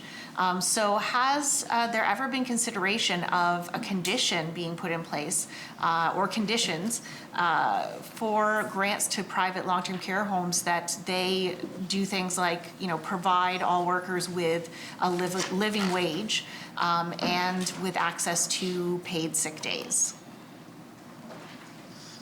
I think that it's across departmental lines, I guess I would have to say. You look at some of the initiatives through the Minister of Economic Development and Tourism that through the COVID period certainly, was geared to that. For example, the COVID-19 Special Leave Fund, things along that line. We've looked at the Special Standing Committee in with regard to a basic income guarantee. But to say that it's been looked at specifically by Health PEI, I would have to say no. I think it's much more across government departments and collaboratively within the legislature here. Time Valley Sherbrooke. Because I think that this is, and one of the challenges again with having a private company or organization providing a healthcare service is that we lose control, our government loses control over, what happens with the workers. So, what the government does have control over, though, is access to the grants and what the conditions are around that. So I would strongly urge, that we consider that, looking at because there's a lot of public dollars that are going into these homes, and that is a good thing in for many reasons. Because if we didn't have the private long-term care right now, we would certainly be in a lot of trouble. But we need to make sure that a baseline is of acceptable conditions for workers is in place. And COVID highlighted why that's important, but it's important all the time. So I do hope that's something you'll consider. That's all. Thank you. Appreciate it. Charlottetown Brighton. Charlottetown Brighton, did you have a question? Yes, I did. How many beds, again, is in this section? How many beds is represented by the total 35 million? Is it 561, I believe? 624. Go ahead. 624. Oh, 624. Okay. Charlottetown Brighton. Okay, that's all. Thank you. Okay. Charlottetown West Royalty. Thank you, Chair. In this section, there was 4 beds at Whisperwood last year that were moved from the QEH, and Whisperwood picked them up, and there was a year-long payment plan to Whisperwood to manage these 4 beds with dementia. That contract is supposed to be expiring in April. It did expire in April. What happened to those 4 beds?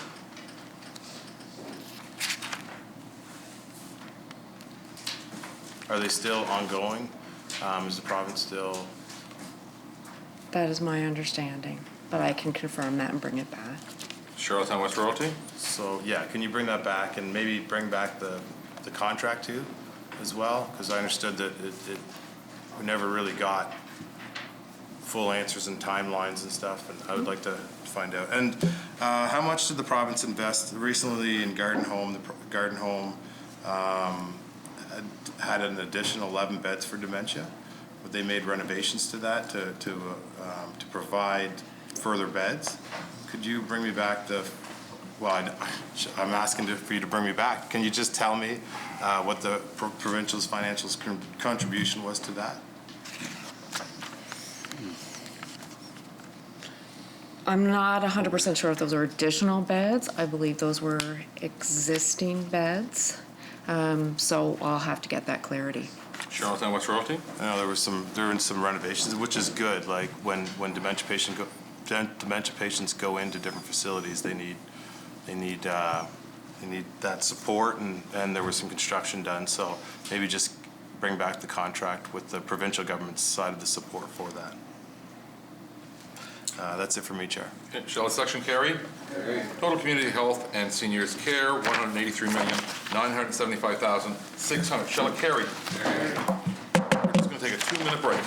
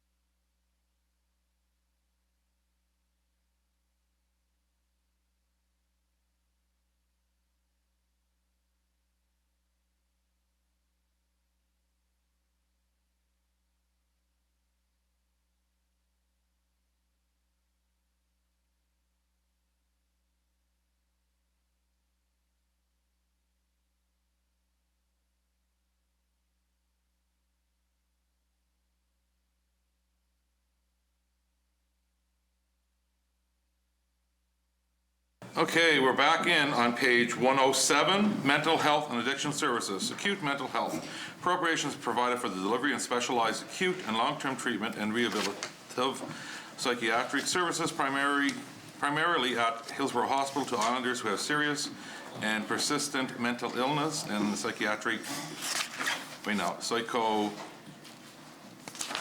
geriatric patients. Administration, $304,300. Equipment, $82,400. Material supplies and services, $1,867,500. Professional services, $767,400. Salaries, $20,497,900. Travel and training, $63,100. Total acute mental care. Total acute mental health, $23,582,600. Tyne Valley Sherbrooke. Thank you, Chair. There's a small increase in this section. I'm wondering, are there any new salaries or new hires associated with this?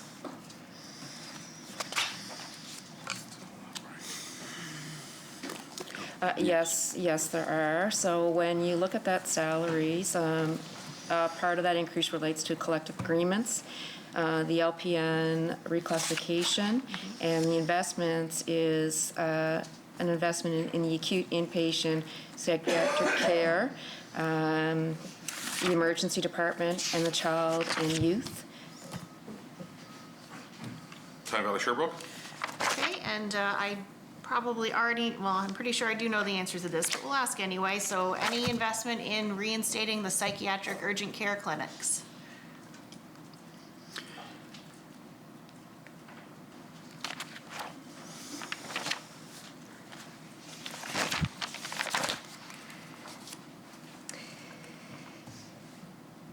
The investment that I just noted is in relation to the QEH Emergency Department, and it is for 4.4 FTEs. Tyne Valley Sherbrooke. Okay, no surprise. I find that very disappointing. That's it for me for now, Chair. Thank you. Shall the section carry? Carry. Community mental health appropriations provided for mental health services which focus on community mental health teams, counseling and support, aftercare, community outreach, community maintenance program, and special projects focusing on primary prevention, research, and standards. Administration $26,260,600. Equipment $25,400. Material supplies and services $465,900, professional services, $353,900, salaries, $18,094,600, travel and training, $345,100, grants, $1,350,000, total community mental health, $20,895,500. Tyne Valley Sherbrooke. So I'm wondering, are there any investments this year to support or expand mental health services for BIPOC Islanders?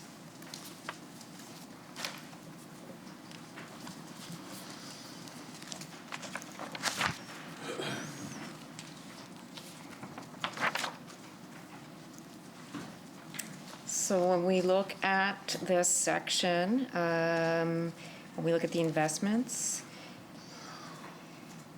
for the structured support home and adult day treatment, a community first model, investments for the occupational stress injury clinic, which is revenue offset, and investments for seniors mental health team expansion. Tyne Valley Sherbrooke. Okay, I don't think that actually answered my question. Are you working with any organizations such as Black Cultural Society or BIPOC Usher around ensuring that there are mental health services and supports that are to support Islanders who are from the BIPOC community? What I'll have to do or will do, members, to go back, see what discussions may have taken place with regard to that and bring back any information on that.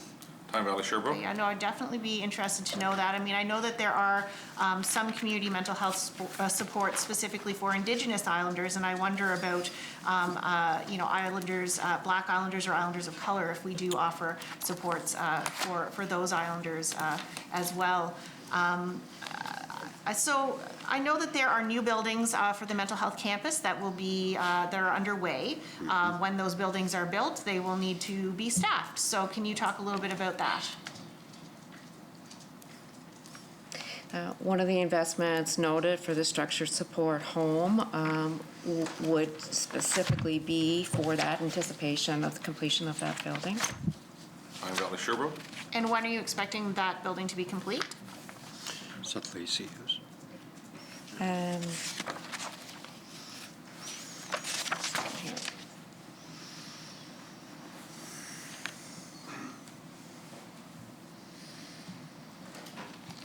So structured support. Yep.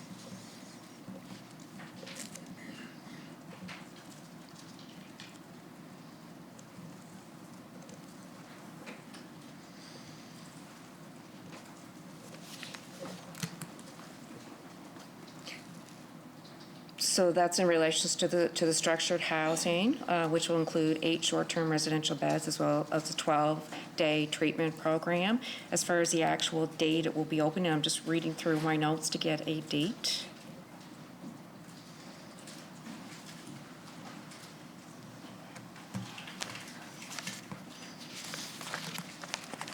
I guess, Chair? Yeah. Even just a ballpark? Sorry, did you want Sorry. to say something, Minister? Just we'll bring back the information on the 2 facilities that are under construction out at the mental health campus with regard to anticipated opening dates. I know both of them, especially the new Lacey House is the last time that I was there. Certainly is coming along quite well, but we'll bring back the information with regard to the anticipated opening dates. I guess I would have to add to that, though, is that with some of the challenges that we've seen with regard to contractors, building supplies, and the like, it may be difficult to give an exact date, but we'll bring back as close as possible, certainly. Tom Valley Sherbrooke? So, okay, so maybe just ask broadly, so what new hires are planned in the coming year?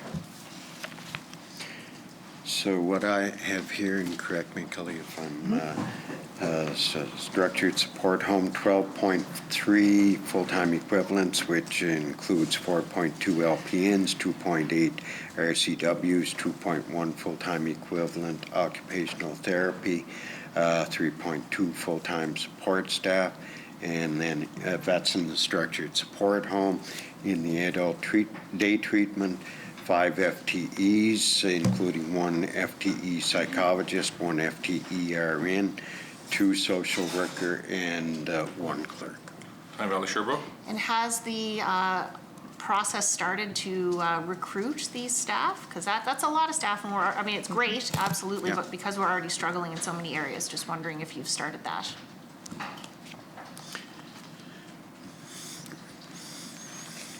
We can bring back details on where we are in the staffing process for those. Time Valley Sherbrooke? Just one more question, actually, in this section. So, Strongest Families spent $500,000 when the budget was $165,000 last year. So, can you tell us a bit about what additional supports or services were provided with this funding?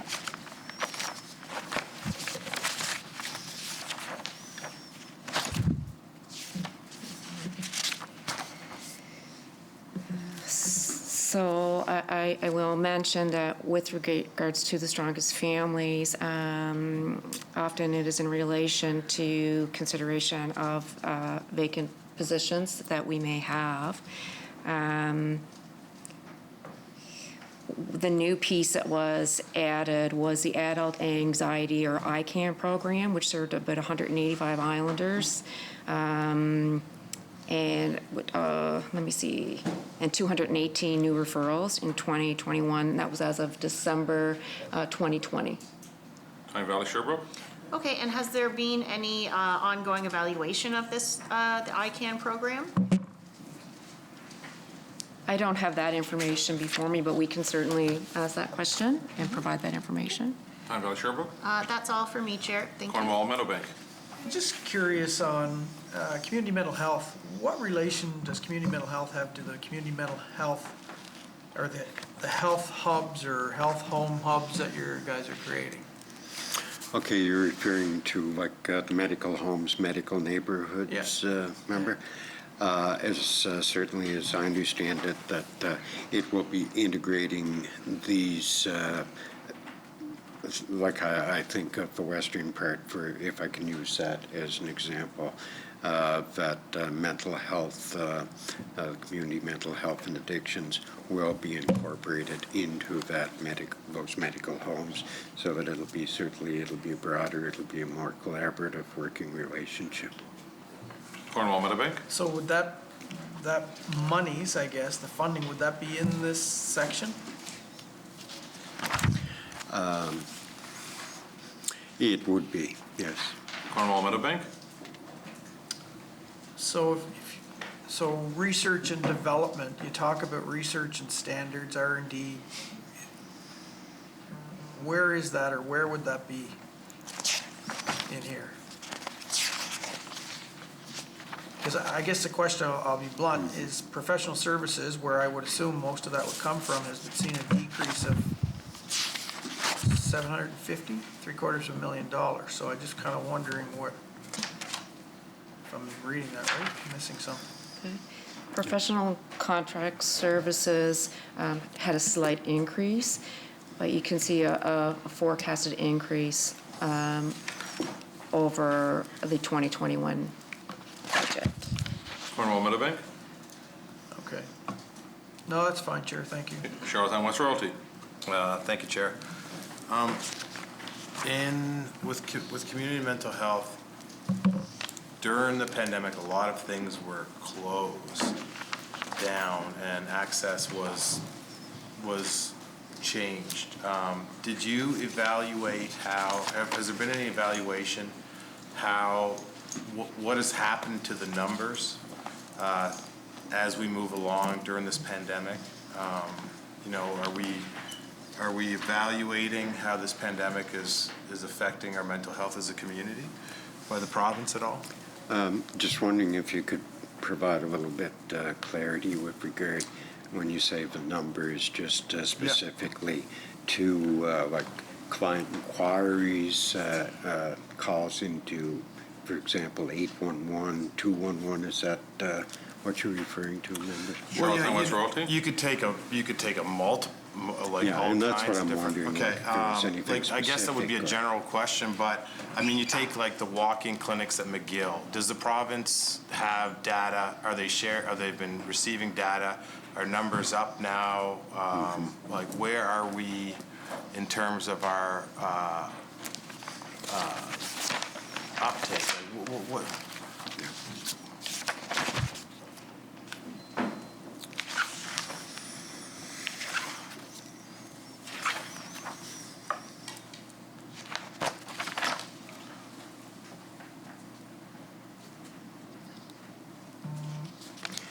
Well, certainly the information that I have here, but I think to your point, member, is that it's going to be probably more important. Like there's referrals here to CMH, and correct me if I'm wrong, Kelly, if this is the section that I should be referring to. Yeah.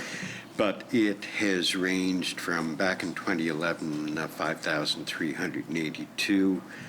Peaked in 2018, 6,345, and subsequently in 2020 back to 5,628. But I'll be honest, I'm not sure just what all that does encompass. So what I would prefer would be to bring back whatever data statistics that we do have.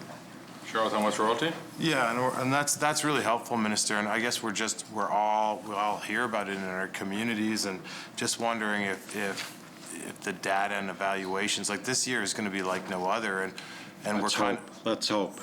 Yeah, and we're kind of blinded by the pandemic, and everybody's focused on that. But I know people are suffering without reaching for it. So I was just wondering if this is stuff that I think that we need to really focus on and moving forward, because I'm kind of lost when I'm talking to people where they are with their mental health, and it is Mental Health Week, so I mean we're all trying. So a couple of questions. Anything in this section on the Center for Wellbeing? I know it focuses a little bit on mental health. I'm not sure if it's going under community mental health. I believe that's with the Department of Health and Wellness. That's correct. It is under Health and Wellness. Charlottetown West Royalty. It's under Health and Wellness? Yes, it was. But you will be reaching out to various aspects within this area. Okay. The McGill and Richmond Center pre-pandemic walk-in, they were, during lockdown, there was virtual services provided instead. Is there any data on the uptake there or how that transition went? We'll bring back whatever we can. Charlottetown West Royalty. Okay, and you mentioned the Community First model. I'm not familiar. Could you just tell me what that model would be? And the senior one that you'd mentioned too, just for some clarity.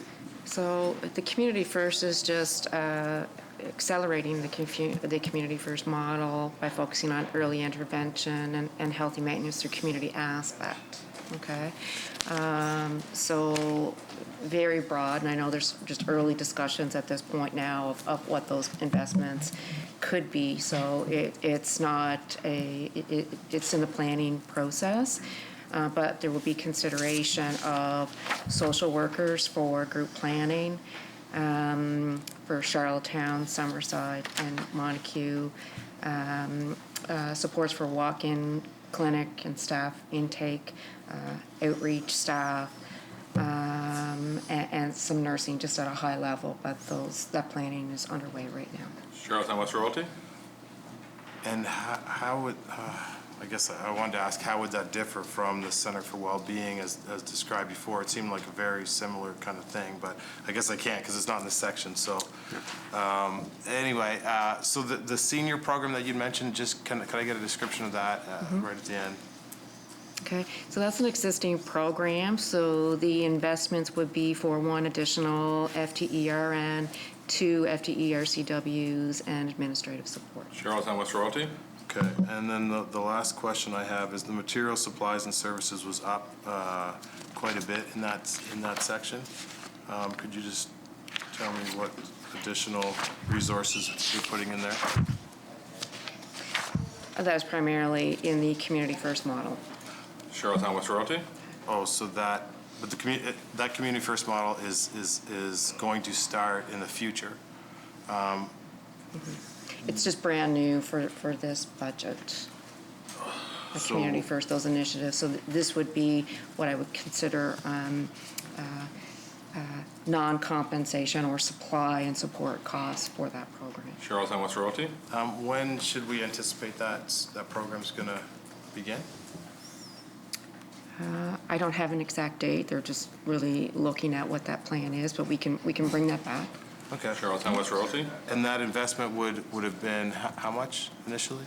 The grand total for the Community First is $1.5 million. Charlottetown West Royalty? Okay. That's it for me for now, Chair. Shall a section carry? Addiction Services, appropriations provided for policy and program development and delivery of community inpatient and specialized provincial programs, including detoxification services, rehabilitation, prevention, and early intervention, and services to support addicted persons and their families by offering treatment and counseling related to alcohol, tobacco, and other drug and gambling addictions. Administration, $261,800. Equipment, $20,500. Material supplies and services, $777,300. Professional services, $116,900. Salaries, $12,004,200. Travel and training, $116,000. Total addiction services, $13,944,300. Tyne Valley, Sherbrooke. Thank you, Chair. Does the province collect any data on how many Islanders are turned away from addiction services due to overcapacity? I don't have that information. We'll have to bring that back. Okay. Tyne Valley, Sherbrooke. It would be shocking if that data is not being gathered. I hope it is. Do we have any data on which substances are driving the demand for addiction services?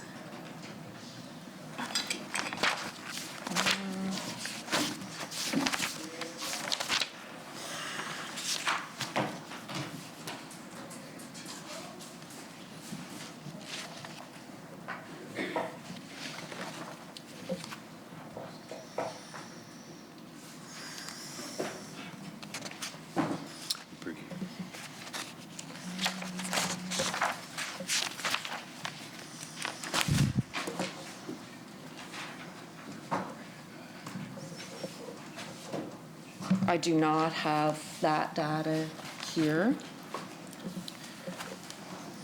Charlottetown, Tyne Valley, Sherbrooke. Okay, so, and that's something you're willing to bring back as well? Yes? Okay. So we know that, for example, there have been long waits for detox treatment, which is, something that when someone needs to access that service, having to wait, say, 3 weeks is simply not an acceptable wait time. It can be extremely detrimental to someone's, health and well-being and then their process of healing. And so I'm wondering, are there any increased investments to detox treatment access?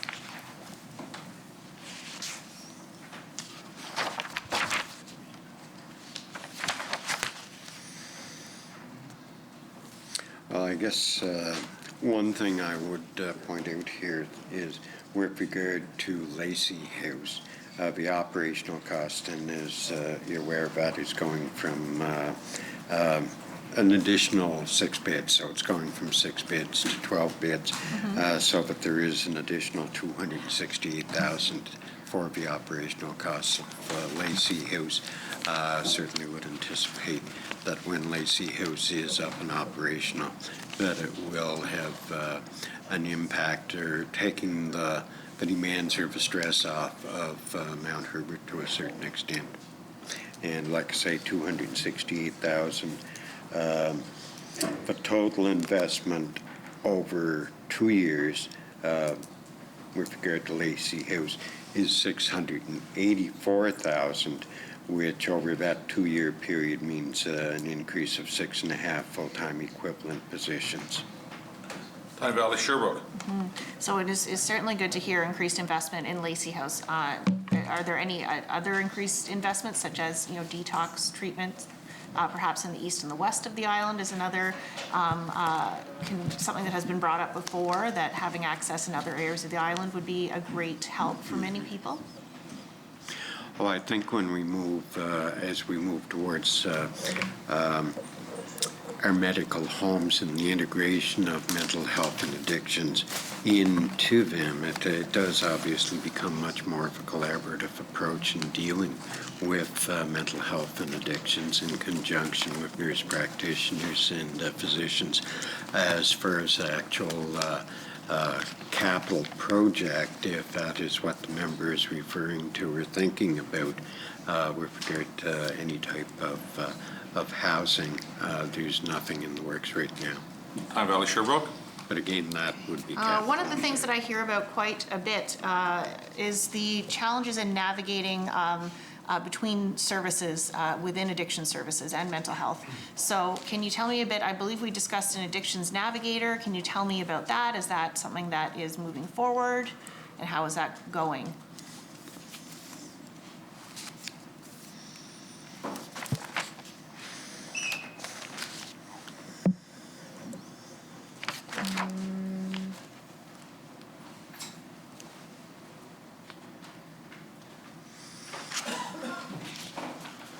We can bring information back on the navigator position. Tyne Valley Sherbrooke. Okay, that's all for now, Chair. Thank you. O'Leary Inverness. Minister, when you look at the salaries and grant increases there, the salaries are about $400,000 of an increase. Is that some of the money that would be coming from the Department of Finance with regards to the Atlantic Lottery's profits? I'm sorry, if you could, you say with regard to salaries? Under addiction services, under salaries, I see about a $400,000 increase, and then we see about maybe 30,000, something like that, an increase in grants. So the Minister of Finance had mentioned Atlantic Lotteries, there would be any profits, and I know that it's not up and operational yet, but it sounds like it's inevitable. Is that the 400,000 increases coming from Atlantic Lotteries? I would have to say not, as member mentioned, it's not up and operational yet. Certainly do appreciate, as the Minister of Health and Wellness, the commitment from my colleague, the Minister of Finance, that any profits that result from this will go into mental health, and but it would not be, to the best of my knowledge, any of it incorporated into this fiscal year. Kelly? No. No. So, O'Leary Inverness. So the question then is, so would those profits go to addiction services or to mental health? Or are you saying to both? I guess, here's what I'm trying to establish. I'm trying to find the baseline here of what the profits, where they're going. So if we've got, 12 million in salaries and we've got 647,000 in grants, that gives me a baseline this year, since there'd be no money from that going into this budget year. So it's something to kind of look Yeah. forward to the next budget year. Absolutely, and I think to the member's point, like, is it going to mental health? Is it going to addictions? I think that we've heard, and certainly from our experience, and I'm sure from your experience, member previously as Minister of Health, that there is a very close relationship in a lot of cases between mental health and addictions of various types. So to say that it's going to one or the other, I think it's important that it goes into treatment. O'Leary Inverness. So from my perspective then, I mean, if I'm still trying to establish then the baseline. So, and I don't necessarily have a problem if you're going to say half of the profits go to mental health and half of it go to addictions. It's just that I need to find that come next time round. And so if you wind up with a few $1 million in profits, I would want to see, understand the breakdown. So as it stands now, I would assume it would go into addiction services since it's more of an addiction issue. But you're correct that they go hand in hand. And I don't want to see sort of a padding of the budget. Say, oh, well, we increased this, you're going to increase it anyway. Where did those Atlantic Lottery dollars go? So I'll just say, give you fair warning that that's a question that we'll be looking forward to. Keep an eye out when we're here this time next year, a little earlier, Ben. Yeah, so give me something to kind of go by. Okay. Thanks. Thank you. Charlottetown West Royalty. How much annual funding goes towards Deacon House?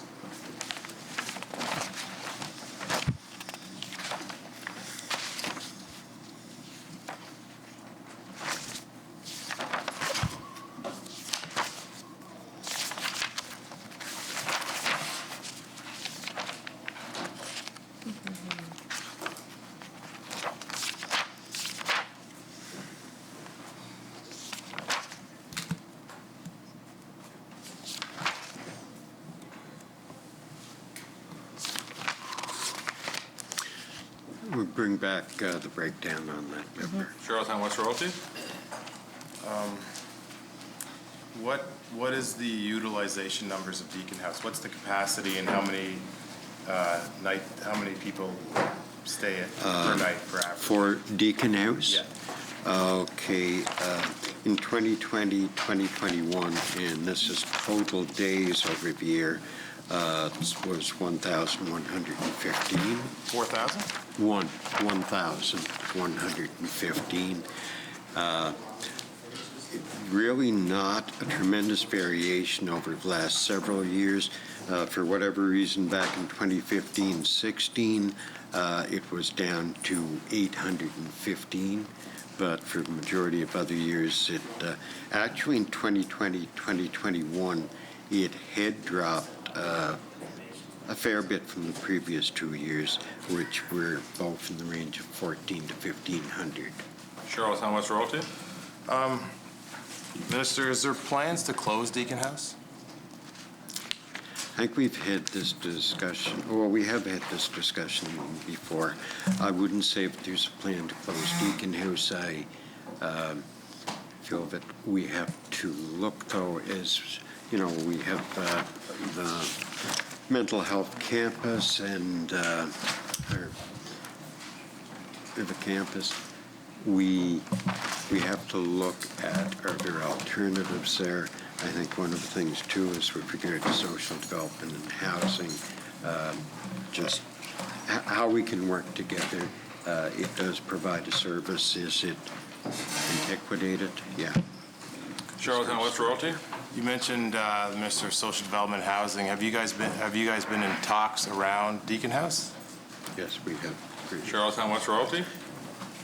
And what are you talking about between the ministers? Like, what is the plan for Deacon House? It comes down to between the two departments, and certainly we have overlapping of clients there, that how can we provide the best service that we can to Islanders and Islanders that have those specific needs. Charlottetown West Royalty. So you're not looking at any type of renovations towards Deacon House? That would, any renovations would be in a capital budget anyway, member. Charlottetown West Royalty. That's it for me for now, Chair. Charlottetown Victoria Park. Thank you, Chair. I just have a couple of questions here. I know we have a few services available to youth who are harmfully involved with substances or living with addictions, as we say in here. I'm wondering, what do we do with a youth who requires inpatient withdrawal management?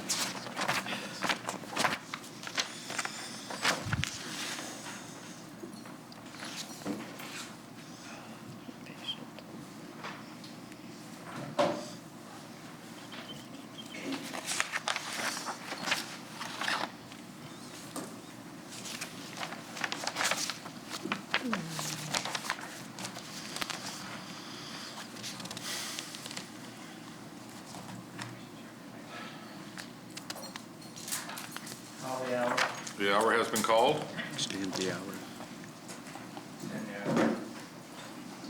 Extend the hour. It's been Shall called. is there unanimous consent to extend the hour? Yes or no? Yes. No? Okay, the hour would be extended. Keep going. Charlottetown Victoria Park? Just waiting. Oh, sorry, yes. Yeah.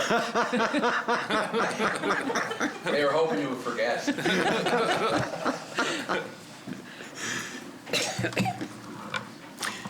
Can we bring back the information? Absolutely, we can bring that back. Yeah, we'll bring that back. Charlottetown Victoria Park? Okay. Thank you, Chair.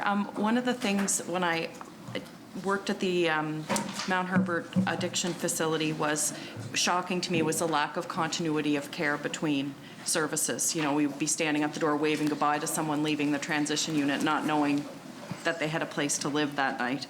And which is, you know, for our youth is a huge issue. And from what I understand, it's on an individual basis that if a youth requires withdrawal management inpatient services, they would go to Mount Herbert and have 24/7 care. So someone designated for their care.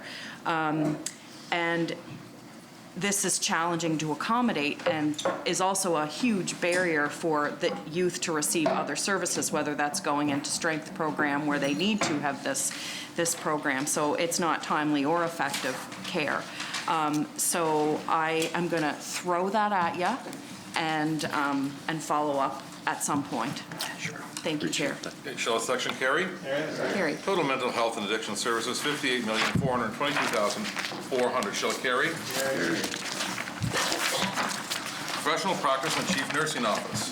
Nursing, allied health, and patient experience. Appropriation was provided for the chief nursing office and the provisions of leadership, assistance, and support within health in the areas of nursing and allied health, clinical practice, as well as engagement of patients and families in healthcare service improvement activities. Administration, $2,000, equipment, $2,900, material supplies and services, $700, professional services, $17,000, salaries, $721,000, travel and training, $10,600, total nursing, allied health, and patient experience, $754,200. Shall the section carry? Carry. Quality and safety. Appropriations provided for provision of leadership, assistance, and support for all divisions within health PEI in the areas of quality improvement, infection control, patient safety, and clinical and research ethics. Administration, $106,100. Equipment, $3,400. Material supplies and services, $34,300. Professional services, $7,600. Salaries, $2,428,400. Travel and training, $36,000. Total quality and safety, $2,615,800. Shall the section carry? Carry. Total professional practice and chief nursing, $3,370,000. Shall it carry? Carry. Total health PEI, $782,260,600. Shall it carry? Carry. The hour has been called.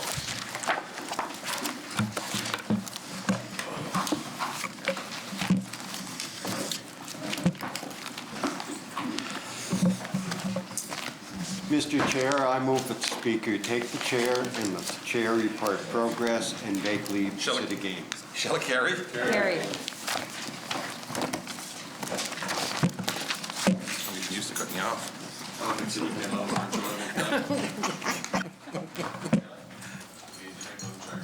Thank you.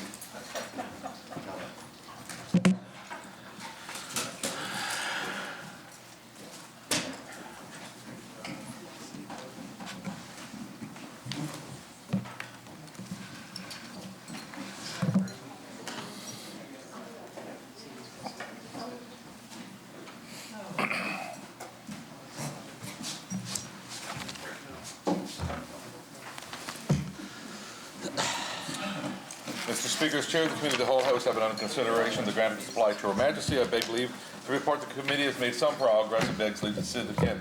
I move the report of the committee be adopted. Shall it carry?